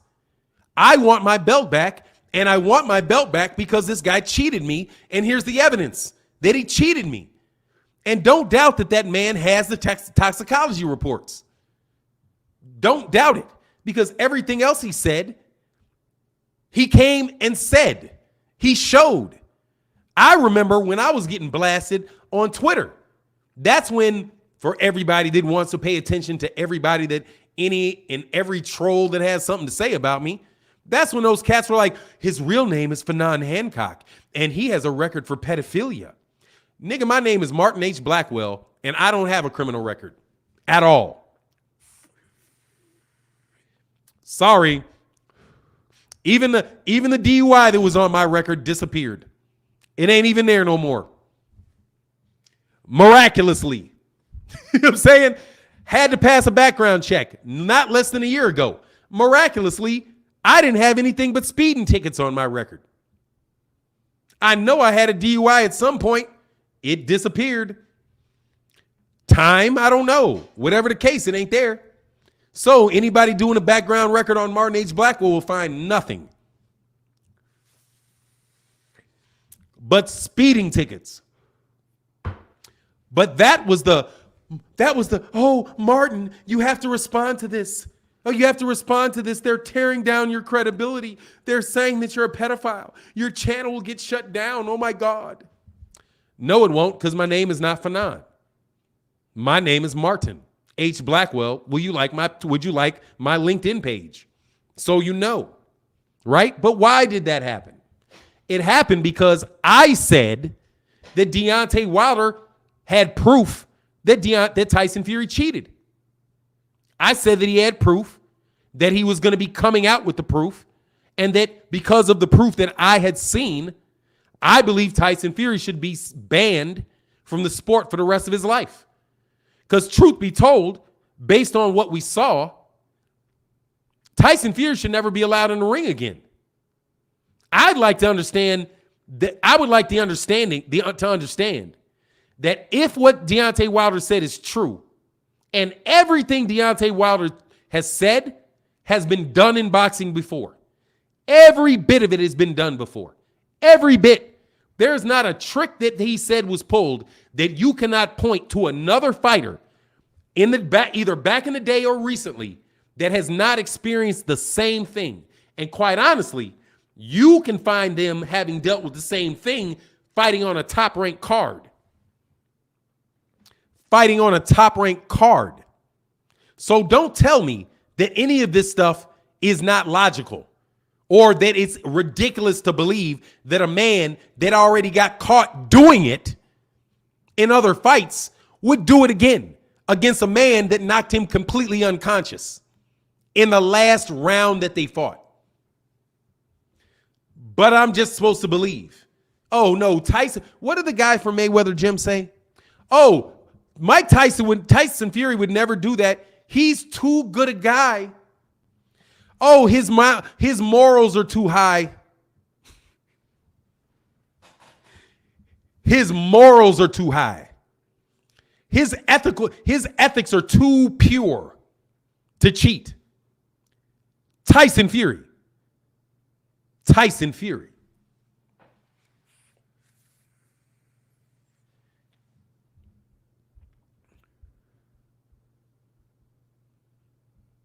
Xavier Martinez said, your last name is Blackwell. Man, that's one of my best friend's last name also.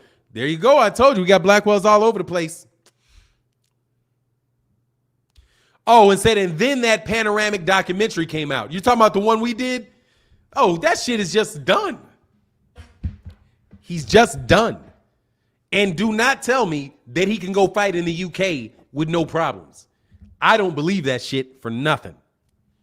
I don't believe Tyson Fury can fight in the UK with no problem for nothing. Why would he drop his boxing license? He dropped his boxing license right after,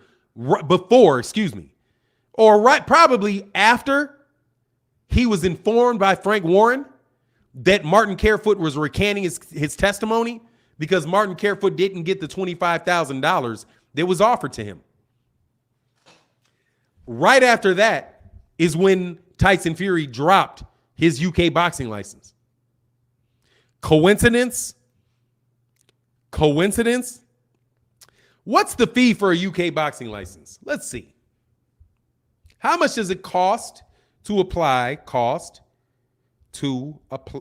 for a UK boxing license?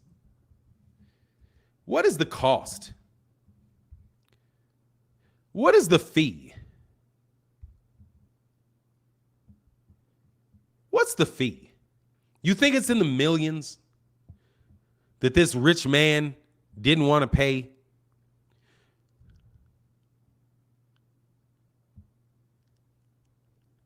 How much is the fee? They don't.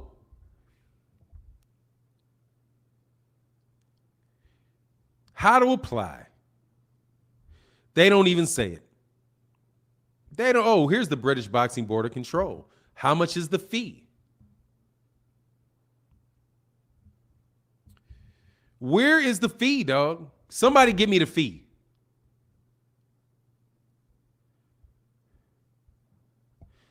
I can't see the fee off the top of my head. If that fee is over $1,000, I will be shocked. I would be shocked.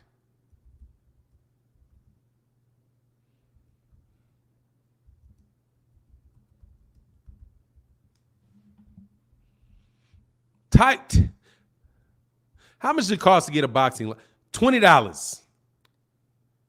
You will also need to pay an application fee for a professional boxing permit, which is $20. $20 in Texas. $20. I bet you it's not $50 in the UK. I bet you it's not $50.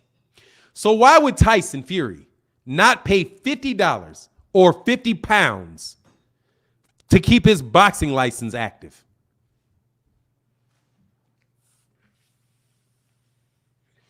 Oh, and guess who's responsible for that? His manager. His manager is MTK Global. He has somebody at MTK Global that is responsible for taking care of that paperwork. That's not something that Tyson Fury is going to do himself.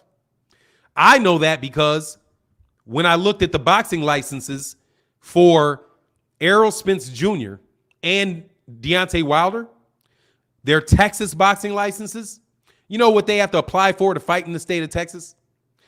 Their boxing licenses had addresses on them. Actual addresses. And I was like, wow. So I called Errol Spence Jr.'s camp, got in contact with his camp, got in contact with Deontay Wilder's camp, and I was like, man, I don't know if you guys know this or not, but your actual address is on these records. Do you really want your actual address to be public record, considering all the dumb shit going on? So what I found out was that wasn't their current residence. It was a residence, a piece of property that they owned, not a place where they lived. Now, who would be responsible for that if a fighter had to go find out what the address was? It would mean that somebody that works with them is the one that submits the applications. And the person that submits the applications is aware of that issue and took a remedial action to make sure that they didn't endanger the safety of their fighters. That is something that your manager will do. So my question is, why didn't their managers apply for that? That should be something, it's expired, let's renew it. But they didn't do that. What they did is they dropped it. They were licensed, and then they called and said, we no longer want this license. We want this white license removed. Why would they remove the license? Because when you remove the license, you're no longer subject to their rules. Similar to the way a boxer, if they don't fight for the WBC, do not have to abide by the WBC rules. If you're not licensed in the state of Texas, you do not have to abide by the rules of the state of Texas. Simple as that. If you are not licensed by the British Boxing Board of Control, then the British Boxing Control has no jurisdiction over you. So if they wanted to do random drug tests of you, they could not. If they wanted to call you in and under the threat of losing your boxing license, call you into a hearing where they sit you down and say, "Excuse me, Mr. Fury. We were contacted by a man named Martin Carefoot, and Martin Carefoot has now recanted testimony critical to our investigation. And we are going to and we would like to get answers to some questions from you that may result in one of two things. It is either going to result in us moving on and saying, thank you for your questions. Thank you for your answers to our questions, and have a great day. Let us know when your next fight is. We can't wait to sanction it." That could be outcome number one. Or outcome number two could be, we think you're full of shit, Tyson, and we're going to reopen based on what you said and what Martin Carefoot said. We're going to reopen this investigation.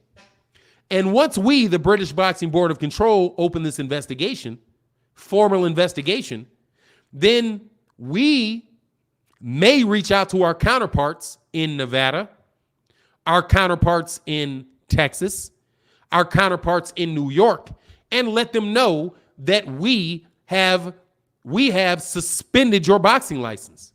And we would appreciate if they, what do you call that? Reciprocity. We would appreciate if you would follow the doctrine of reciprocity and hold him responsible as if he was suspended in your state. Because that's what we would do for you. If the state of Texas suspends Tyson Fury in the state of Texas for a performance-enhancing drug violation, we ourselves would do the same thing and respect their ruling, because we are brother institutions, right? And so that's why he would drop the boxing license so he never gets called in.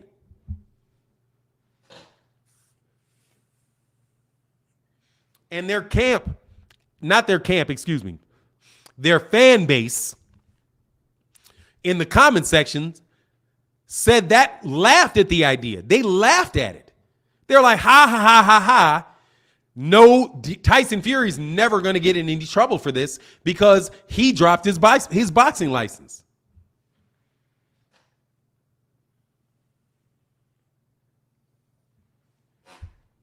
Right? That's what they did. Man, much love in that super chat, man. That is big.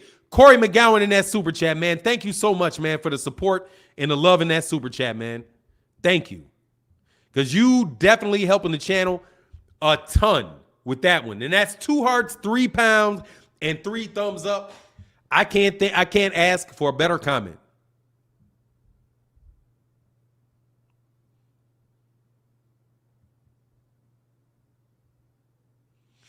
Why do you, Dante and Aki, I've never met Dante's boxing nest. I've never met Dante in my life, so I can't ask for that. And I don't think that he does push race agendas. I hear Dante's Boxing Nation talk about the skill sets of fighters all the time and who he thinks is going to win the fight.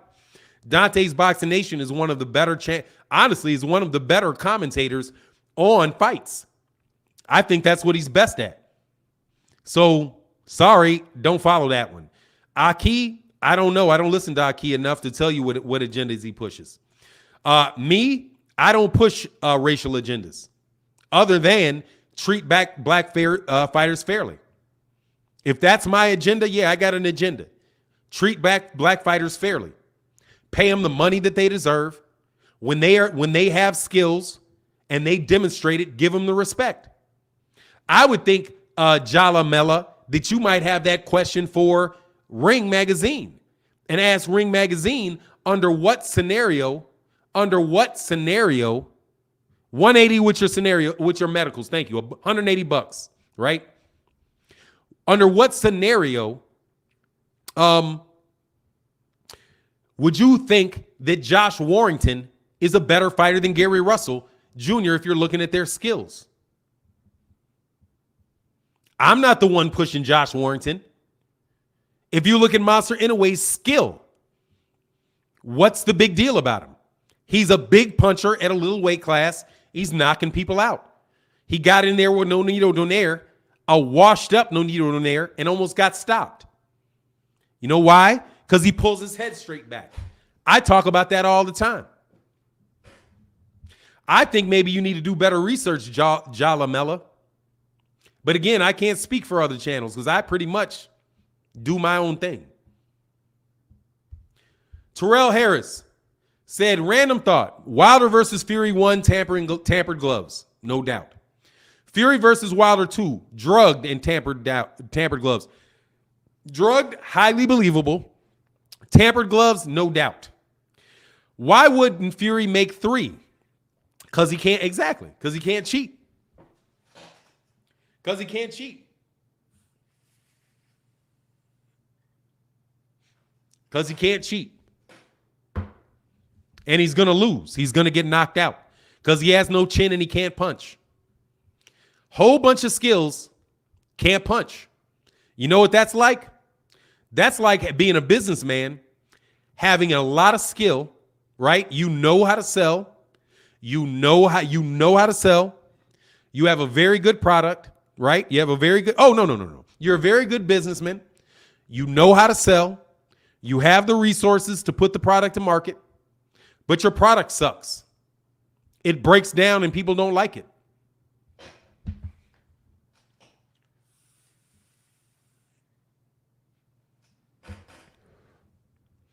Here's another more blatant example.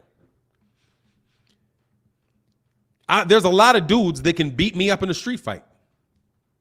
A lot of guys could beat me up in a street fight. What good does that do you if you can't get to me? And I can have people get to you. What good does your street fighting do you? Not a fucking bit. Not any good. Because I ain't going to street fight with you, right? I don't think anybody would argue with that. Put that on Deontay Wilder and Tyson Fury. Tyson Fury can have all the skills in the world, have all the balls in the world. When Deontay Wilder lands on him, a real shot on him, he's going to go to sleep. And he's not going to get up.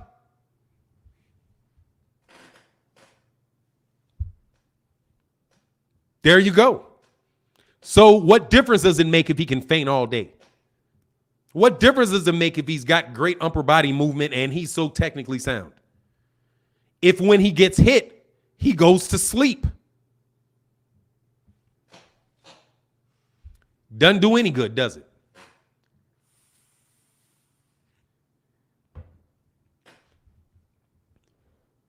Doesn't do any good.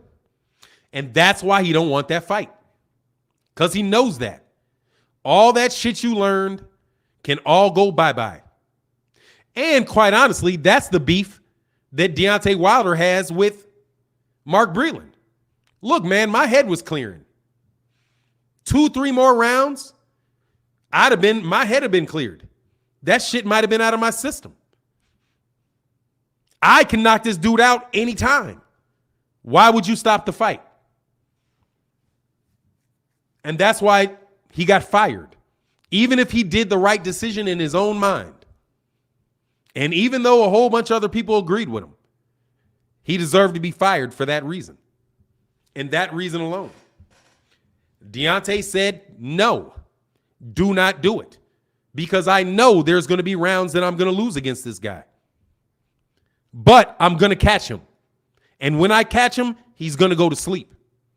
So do not throw in the towel. I don't care the beating that I take. I'll take it. I'll take the beating. I'll take the beating. No worries. I'll take my chance. You know what I mean? I'll take my chance.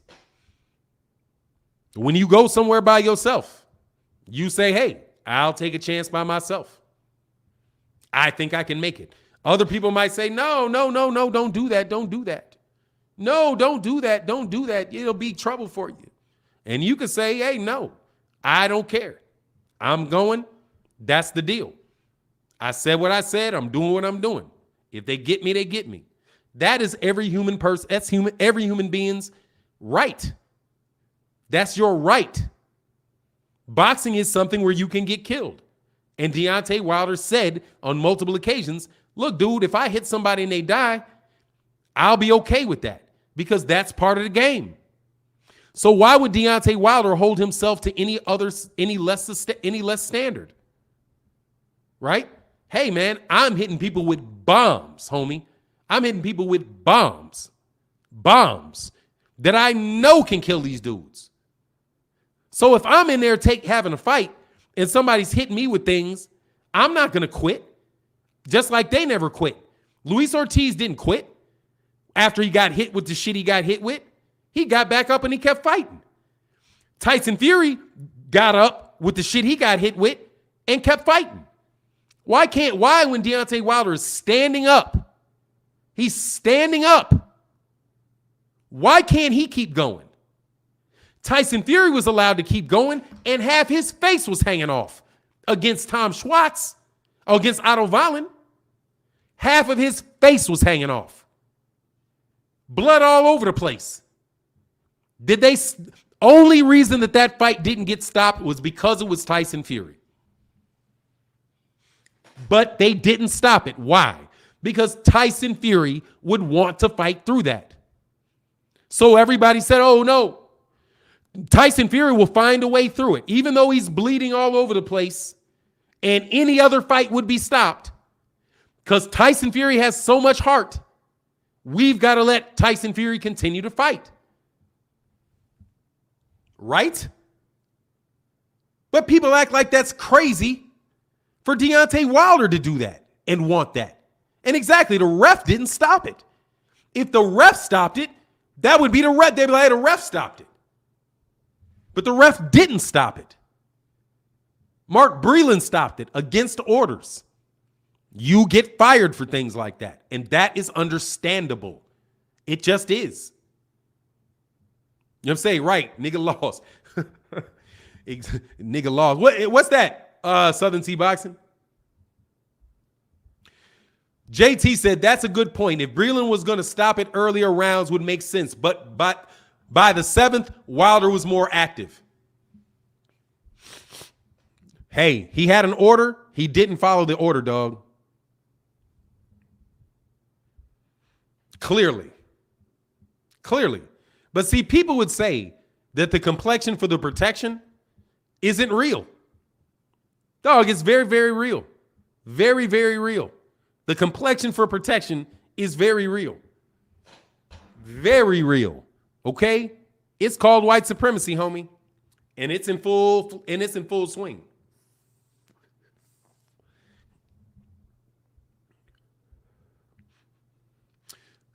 St. Cruz said, Breland is a zombie in the corner. No instructions. I'd fire him for that. And he held a whole lot of ill will against Deontay Wilder, and he admitted that. He admitted that he was frustrated with his role in that camp and that he felt like he was the only one in that camp that had, number one, an Olympic gold medal and had a championship fighting pedigree. And he was offended by the idea that JD's, who compared to him is a relative novice in the sport, would be the one that was guiding and making the decisions and having the conversations with Deontay Wilder. And that's something that he expressed after the fact. That frustration was there in the lead into that fight. Exactly. He gave his own motive for doing it while he was recanting it. I'm firing JD's too. I don't know. Depends on what he uses JD's for. Depends on what he uses JD's for. If JD's is more of a personal manager, then okay. Why would JD's go? You know? My understanding is that he brought somebody else in to work on the technical aspects of it. And I wouldn't be surprised if after a year of not fighting, that he might actually be making progress in it. Because I'm certain that Deontay Wilder is working. Certain of it. And he probably is getting a break that he needs. Deontay Wilder, unlike Tyson Fury, I think inactivity will do him some good. I think because he's been so active, and he's been fighting dangerous fights, despite what other people had to say. Sad to say, Wilder had a closet hater. Of course he does. They all have closet haters in their camp. All of them. Without a doubt. Every single one of these big time boxers got secret haters in their camp. No doubt about it. Because every one of these guys have structure in their camp. By the very nature.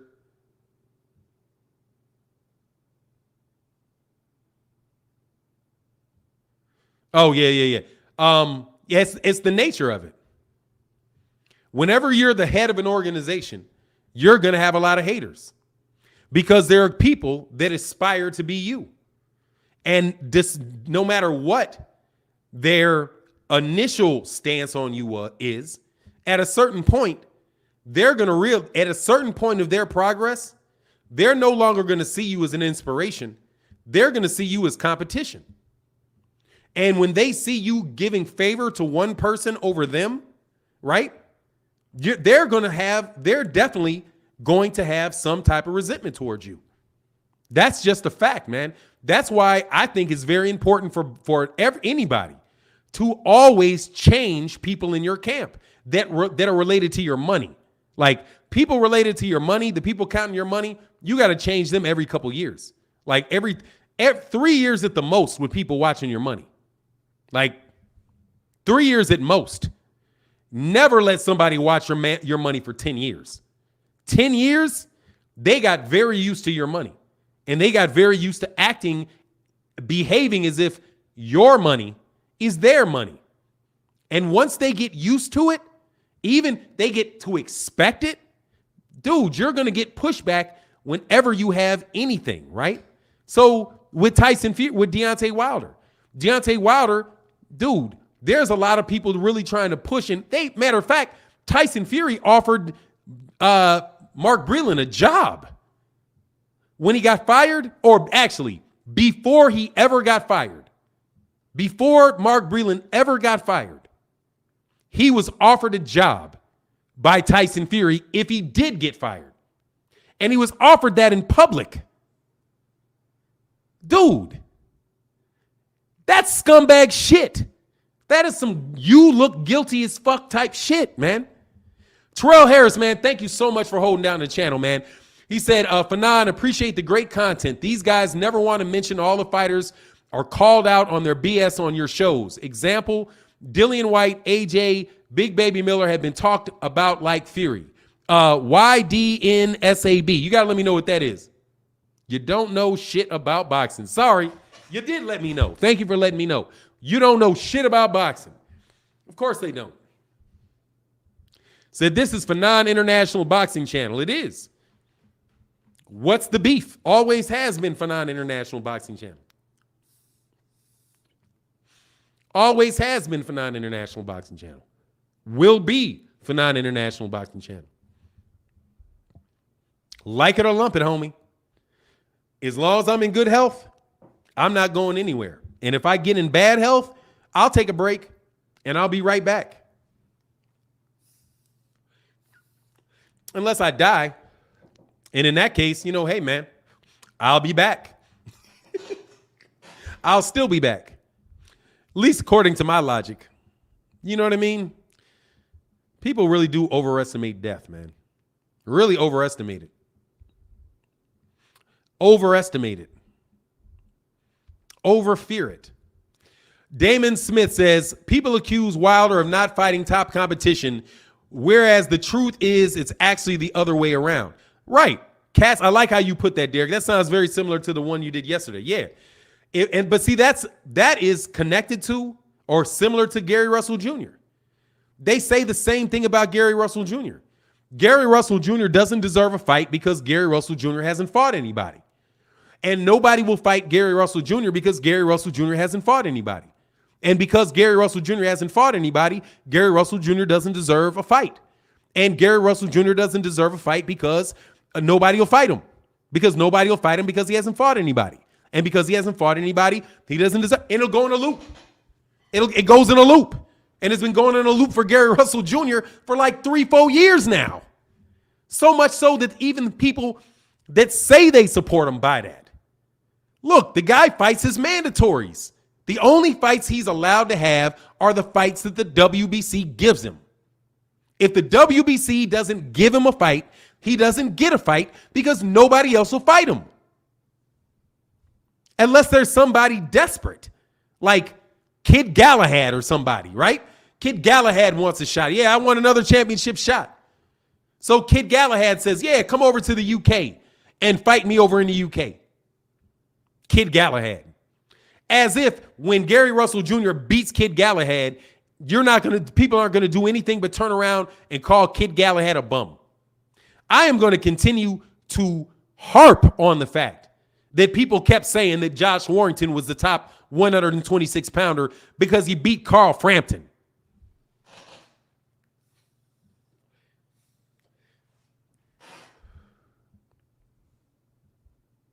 Do you really think the court is going to make Tyson Fury fight Wilder? Because I hope so. Love Hector. Yeah, I do think they will. Well, let me phrase it this way. I think that the court will prevent Tyson Fury from fighting anybody else other than Deontay Wilder. You have to put it in that terms. Because no matter what, Tyson Fury does have the ability to retire. If he retires, vacates that belt and retires, then maybe he has that out. However, if he turns around a year later and tries to fight, Deontay Wilder will sue him. Turn around and sue him right away to enforce that rematch clause. Because this is how it works. My understanding of how it works. You have mediation, which is where they work together and try to come up with a solution. And the solution is either for them both to agree not to fight or for them both to agree to fight. Deontay Wilder's camp is very serious. They want fight. So they're not going to get out of mediation without agreeing on a fight. So if they get out of mediation without going to arbitration, it's because they agreed on something. But if they don't agree to something and they go to arbitration, that's when it becomes binding. And then my understanding is, and of course, go with somebody, that has more experience in this particular area.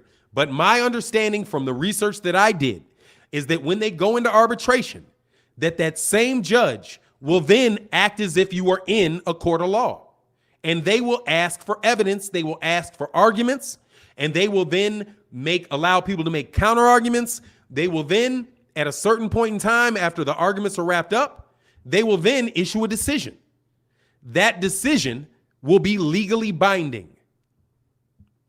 If the judge says, Tyson Fury, you must fight Deontay Wilder because, but for that, Deontay Wilder will suffer irreparable harm to his career and his livelihood, right?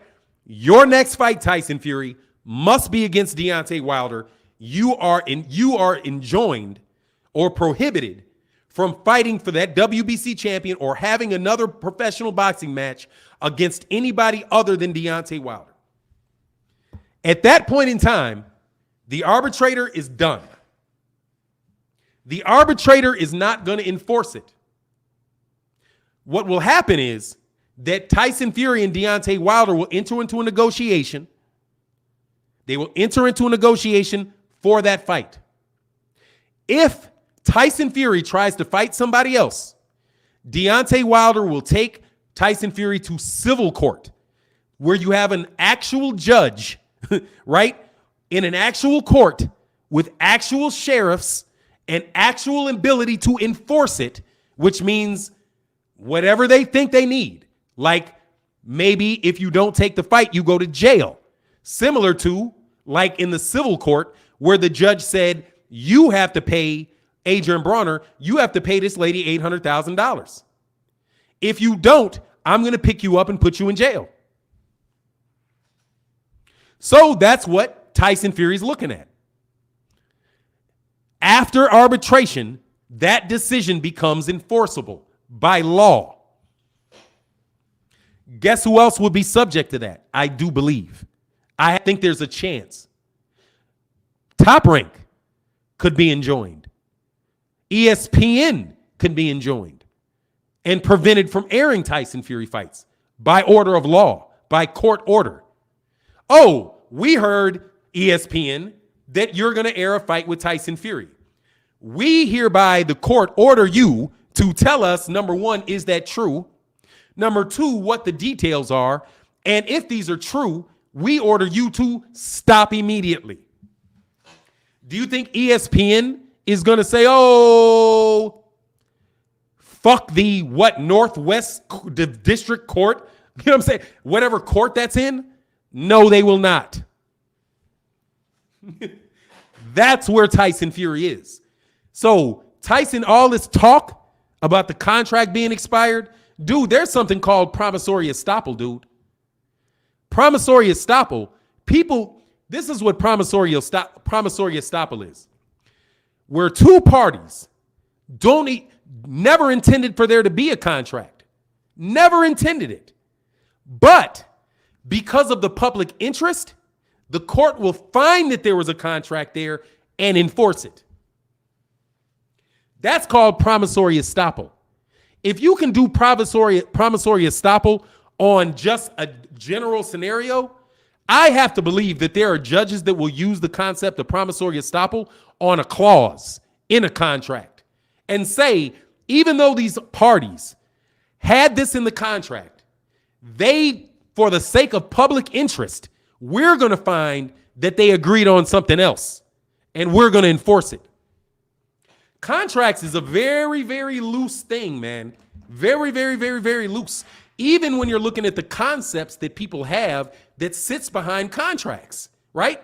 Certain judges believe that the whole purpose of contracts is for public fairness. Other people believe, yes, I went to law school. Other people, other judges or other schools of thought believe that it really is, it is there to protect the public property of the wealthy. That's what they believe. You know what I'm saying? So a lot of it depends. You were really in a crapshoot. But the facts, and number one, the facts, but number two, the length of time that they've been in tells you that Deontay Wilder had solid facts. Because if Deontay Wilder walked in there and his facts weren't together, then they would have said, oh, the contract expired. This arbitration clause doesn't even apply. I'm sorry, but, plain meaning, the contract's expired, including this clause. However, since they've been in deliberations, I guess is the best phrase, deliberations for 4 months. 4 months. Wilder must, I think it's safe to say they didn't kick his complaint out quick.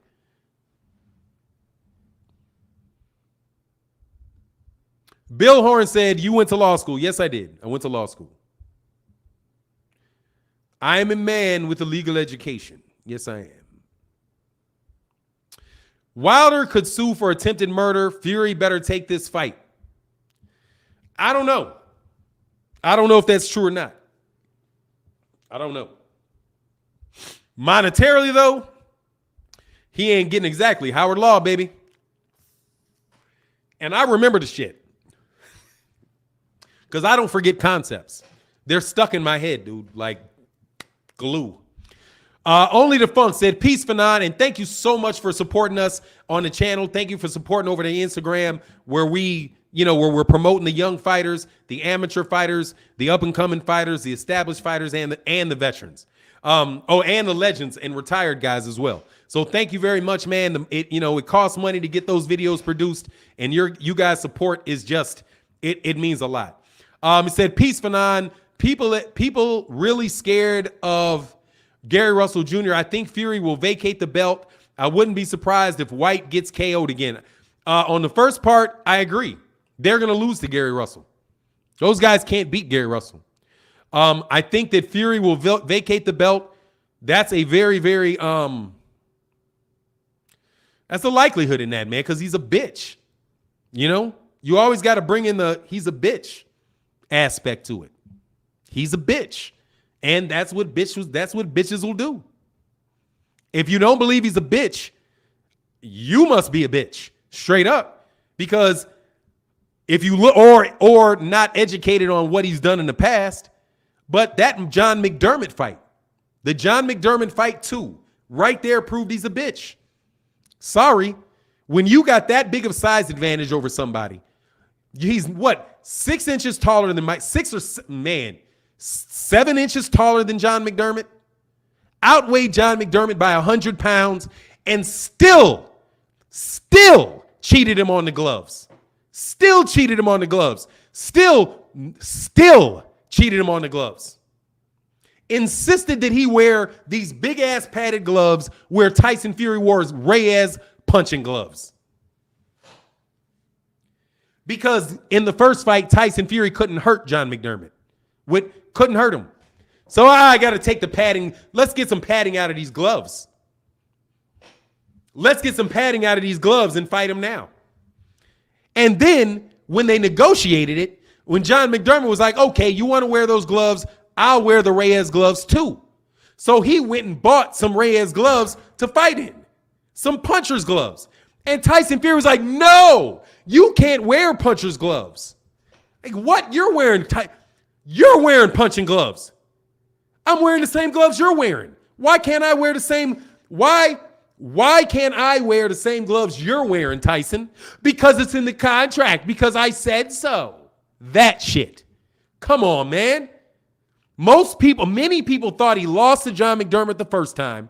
So he screws with John McDermott's gloves and his gloves in the contract, threatens to sue John McDermott if John McDermott pulls out of the fight. Because John McDermott's like, fine, I won't fight. But there was already a fight contract signed. So since there was already a fight contract signed and there was already money spent on the event, if John McDermott pulls out over something that he agreed to in a contract, then he's liable for the damages, right? And they could seek restitution from him, reliance damages from him. So what does he do? Since he knows he'll probably lose everything he owns if he doesn't fight this jacked up fight, he jumps up and he takes the fight. Does he bitch and complain about it? No. Why? Because he's a G. He's not a snitch, right? He's not somebody that is going to get out there and be like, no, yeah, and bitch about it. Why? Because he's in the UK. He's in the UK and he ain't crazy. So he rides with it. Still makes Tyson Fury a bitch, though. Still makes him a bitch. But look, I got to get up out of here, man. Thank you guys so much for coming to the live stream on a Saturday morning. I think we had a really, really good show. We'll be back tomorrow morning covering the fight. More than likely, I'm going to be covering the Dillian Whyte fight, though. I may sell out at the last moment because, you know, sometimes I sell like that, dog. Yo, Bomac, fake Bud running around here. There's fake Bud Crawfords. Hey, I ain't got no beef with Bud Crawford right now. Bud Crawford ain't on my beef list right now. Jesus Christ, dog. Jesus, you are gay, dog. Like, dude, you just love this nigga, huh? Dude, 78 Sports TV is not talking to, dog, that nigga got money, okay? Say what the fuck you want, dog. 78 Sports TV got money. He got a fans-only page. He's got 2 live streams he does every day and a video. He owns property. Dog, that man is not thinking about me like that, dog. It's you, sweetie pies, that are thinking about him like that, man. You know what I'm saying? Just stop, dude. Stop. Stop, man. You are really showing yourself, man. Really showing yourself. Damon Smith said, Martin, listen to this. Fury's own kids don't respect him. There's a video of Tyson's son cussing at him. That is... White people do that shit, though. White kids will be cussing at their parents. My son will cuss. I'm like, watch how you cuss. Like, my son will cuss around me, but he don't cuss at me. You know what I'm saying? Cussing at me will get his ass whooped. Cussing around me, yeah, that's not a big deal. But I've seen white kids just straight, bitch, mom, stop being such a bitch. Fuck. You know what I'm saying? Mom, you're being such a bitch. Fuck you, mom. I'm not doing that shit. That. I've seen that type of shit pop off. And the parents are like, well, you know. And not even pay too much attention to it. You know what I'm saying? Crazy. Straight up sweetie pies, dog. Mwah, mwah. Type motherfuckers, dude. Type dudes, man. Type dudes. All over the place, dog. Exactly. It's different from cussing at you from cussing around you. Oh, yeah. If my son said some shit like, fuck you, dad, I'm sick of this shit. Bow. You know what I'm saying? You're like, bow. Straight to it, dog. Right here. I'm guaranteeing you, dog. He's going to lay down from that shit. Because I'm not going to break his jaw. I'm going to hit him with this right here. So don't nothing break, but everything gets shook up. Give him a nice concussion for his shit talking. That I would do. You know what I'm saying? I'd give him a nice concussion to remember me by, dog. But that's about it, dog. Like, just straight elbow, boom, right there, dog. I don't care how big you are, dog. I hit you with that shit, your shit's gonna ramble. You know what I'm saying? Your shit gonna shake around in your head, dog. Oh, yeah, that's nap time for sure, dog, because I don't like hitting with this. The only problem is just getting close enough to really hit somebody with that. That's kind of the problem. That's why, like, little dudes getting up close, that's the problem. Just bow. That shit'll, you know what I mean? Said, nice reset. Yeah, that's what I would do. And he knows it. But saying fuck around me and all that, I ain't bugging on that shit. But, yeah, if he said that shit to me, nah. It's either that or you got to leave my house. Like, he said, I use elbows like punches. Yeah, way better than your fist, dude. Way better than your fist. Especially on the jaw, way better than the fist. An elbow on the jaw, elbows, forearms and elbows, way better, dude. Oh, especially when big dudes try to grab, yeah, you're going to get that elbow. Up close like that, you're definitely going to get that. Because you can't really get, like, boxers can get some shit in like that. I can't get nothing in like this. I can't get nothing in like that. I can get in something like this. Yeah, body shots will make people spit up, dog. A jab to the pit of the stomach, yeah, that shit will make people spit up. But it's just, I don't know, because that jab to the stomach brings my head a little close, so I never really like to do that. You know what I mean? I'll just slap you. Honestly, I'll just pop. You know, for the most part, a whole lot of my fights were just me slapping you. Just pop, like that shit. You know what I mean? Say, gotta support before you leave. 5 Club repping. What's good, man? I'm a 6 Club myself. I'm holding up all 6s in this bitch. All right, Joe, I got to get up out of here, man. Much love to everybody else. SP. Oh, every time I post a comment under UK channels about Fury cheating, they all delete my comment. Yeah, you know how it goes. They caught a clue. They catch a clue. Get thrown the fuck up out of here. They pull their head down, and then they knew their face like they knee their face a bunch of times. Yeah, I've done that before, but that shit doesn't really, you'll break somebody's nose, but I don't really like that. That shit to me is like, I don't really like that, dog. I did that to one dude where I was like, fuck it. I grabbed his head and I was like, bow. And I kneed him maybe like 8 or 9 times to the nose. So then he laid down, but I was like, after that shit, I didn't feel good about that. You know, I was like, that's too much. You know what I mean? It would have been better just to have like a regular fist fight where the dude just, you know, where the dude's eye may swell or something like that. But when you grab somebody by the back of their head and you're really kneeing them like that, you know what I mean? You busting it, you bust their nose, you bust their lips, I don't think you can bust teeth out like that, though. I don't think you can bust their teeth, but you'll definitely bust their nose. You'll swell up their eyes. But, you know, I don't really like that, dog. Yeah, he said, I need somebody in the face so hard his nose and jaw broke. Yeah, you could break the jaw, too. But I didn't do it like that. I was more up here with it. Like, I was more up here. I didn't try to knee him in his jaw because that shit is just, you really hurting people with that shit. And I ain't big into that, dog. I just don't want people to attack me. You know what I mean? Not Roger said I folded somebody with a body jab. Yeah, I've seen somebody get folded with a body jab. That shit is, man, my boy Chico got somebody. My boy Chico, somebody called my boy Chico, who, by the way, is gay. All right, I got a friend that is gay. I got a gay friend. Really good dude. Really good dude. Was cool with him before I found out that he liked dudes. But, dude's my friend, man. He's a good cat, man. But anyway, after pretty much everybody knew the dude was gay, people make mistakes with gay dudes. Like, just because they like dudes don't mean these dudes can't fight, dog. So this cat was talking shit. He called him one, dog. All of a sudden, this dude came out with a man. Like, he shelled up, bow, straight to the gut, dog. All you saw was just blood out of that dude's mouth. Just blood. All blood hit the square, dog. Because we were like at a university, and it was a square, like like a sideways square, like that little bit of concrete, the square in between the lines. Man, that shit just hit the middle of that brick and just split. I was like, fuck, Chico, for real? Like, I looked at I grabbed Chico too. I was like, I grabbed him. No, actually, that's what happened.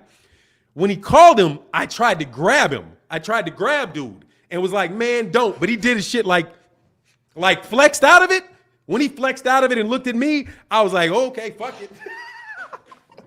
So he said, man, dude said like this, like I wrapped him up, right?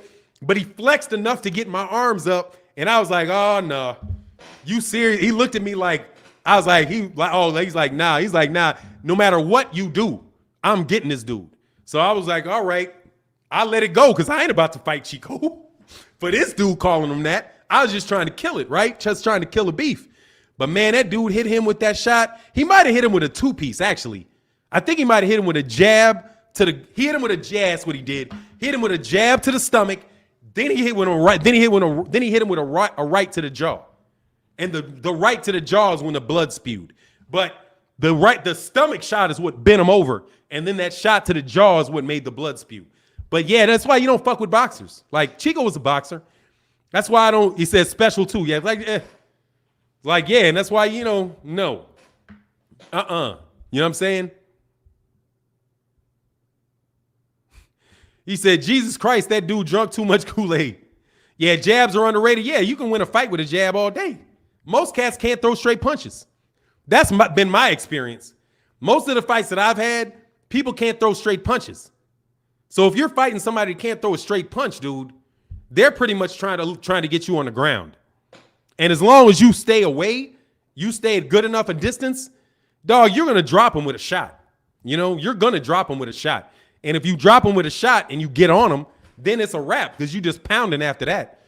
You pounding until somebody says stop it. But that's pretty much how that shit goes, man. And at least my experience, it's been a long time since I've been, since I've actually had to fight, like actually fight, but had enough of them, dog, just to be like, you need to avoid the motherfuckers at all motherfucking cost. Avoid them at all costs. I avoid physical fights at all costs, dog. Like, I'll walk away in a fucking second. It's just not worth it, dog. It's just not worth it. But if you can't avoid it, straight punches are a motherfucker, dog. Land on their noses, land on their chin, land on their eye. And they'll just, and if they can't, then if they bum rush you, bop, that shit'll catch them. Or you know what I mean? Yeah, I never threw a hook. Dude, if I would have known how to throw a hook, on the real, bro. When I was a kid, if I would have known how to throw a hook, that shit might have changed my whole life, man. For real, because I would have went looking for fights. For sure. If I had known how to throw a hook, I would have looked for fights. Because then I would have been able to see guys' jaws going that way. And that shit, to me, no, I'd be looking for fights all the time. I'd be like, oh, okay, you want to fight? Let's fight. Because it wouldn't just be a jab and a straight right hand. And then if you get close, then we're going to do what we do. But if you could hit these motherfuckers when they come in with some shit like this, like I used to hit like this, like swing around, like swing around it. But not no shit where you make a board out of your goddamn hand and bash that shit upside somebody's head. Ooh, no. He said, left hooks made my junior high school career very fun. Hell no, dog. Hell no. Hell no. Ain't hit me with that shit, dog. Woo-wee. That's why I don't pick fights too much. Experience, I might kill somebody. Oh, yeah, yeah. I don't pick fights at all. I try to stay away from them shits, man. For real. Try to stay away from. But look, man, I'll catch you guys later. More than likely, I will call that fight. But I'm going to get up out of here, man. Much love to everybody in the chat, everybody in the super chat. And with that, I'm out. Peace. I always say, you can't see that shit coming because it's coming from over there. That shit's coming from over there.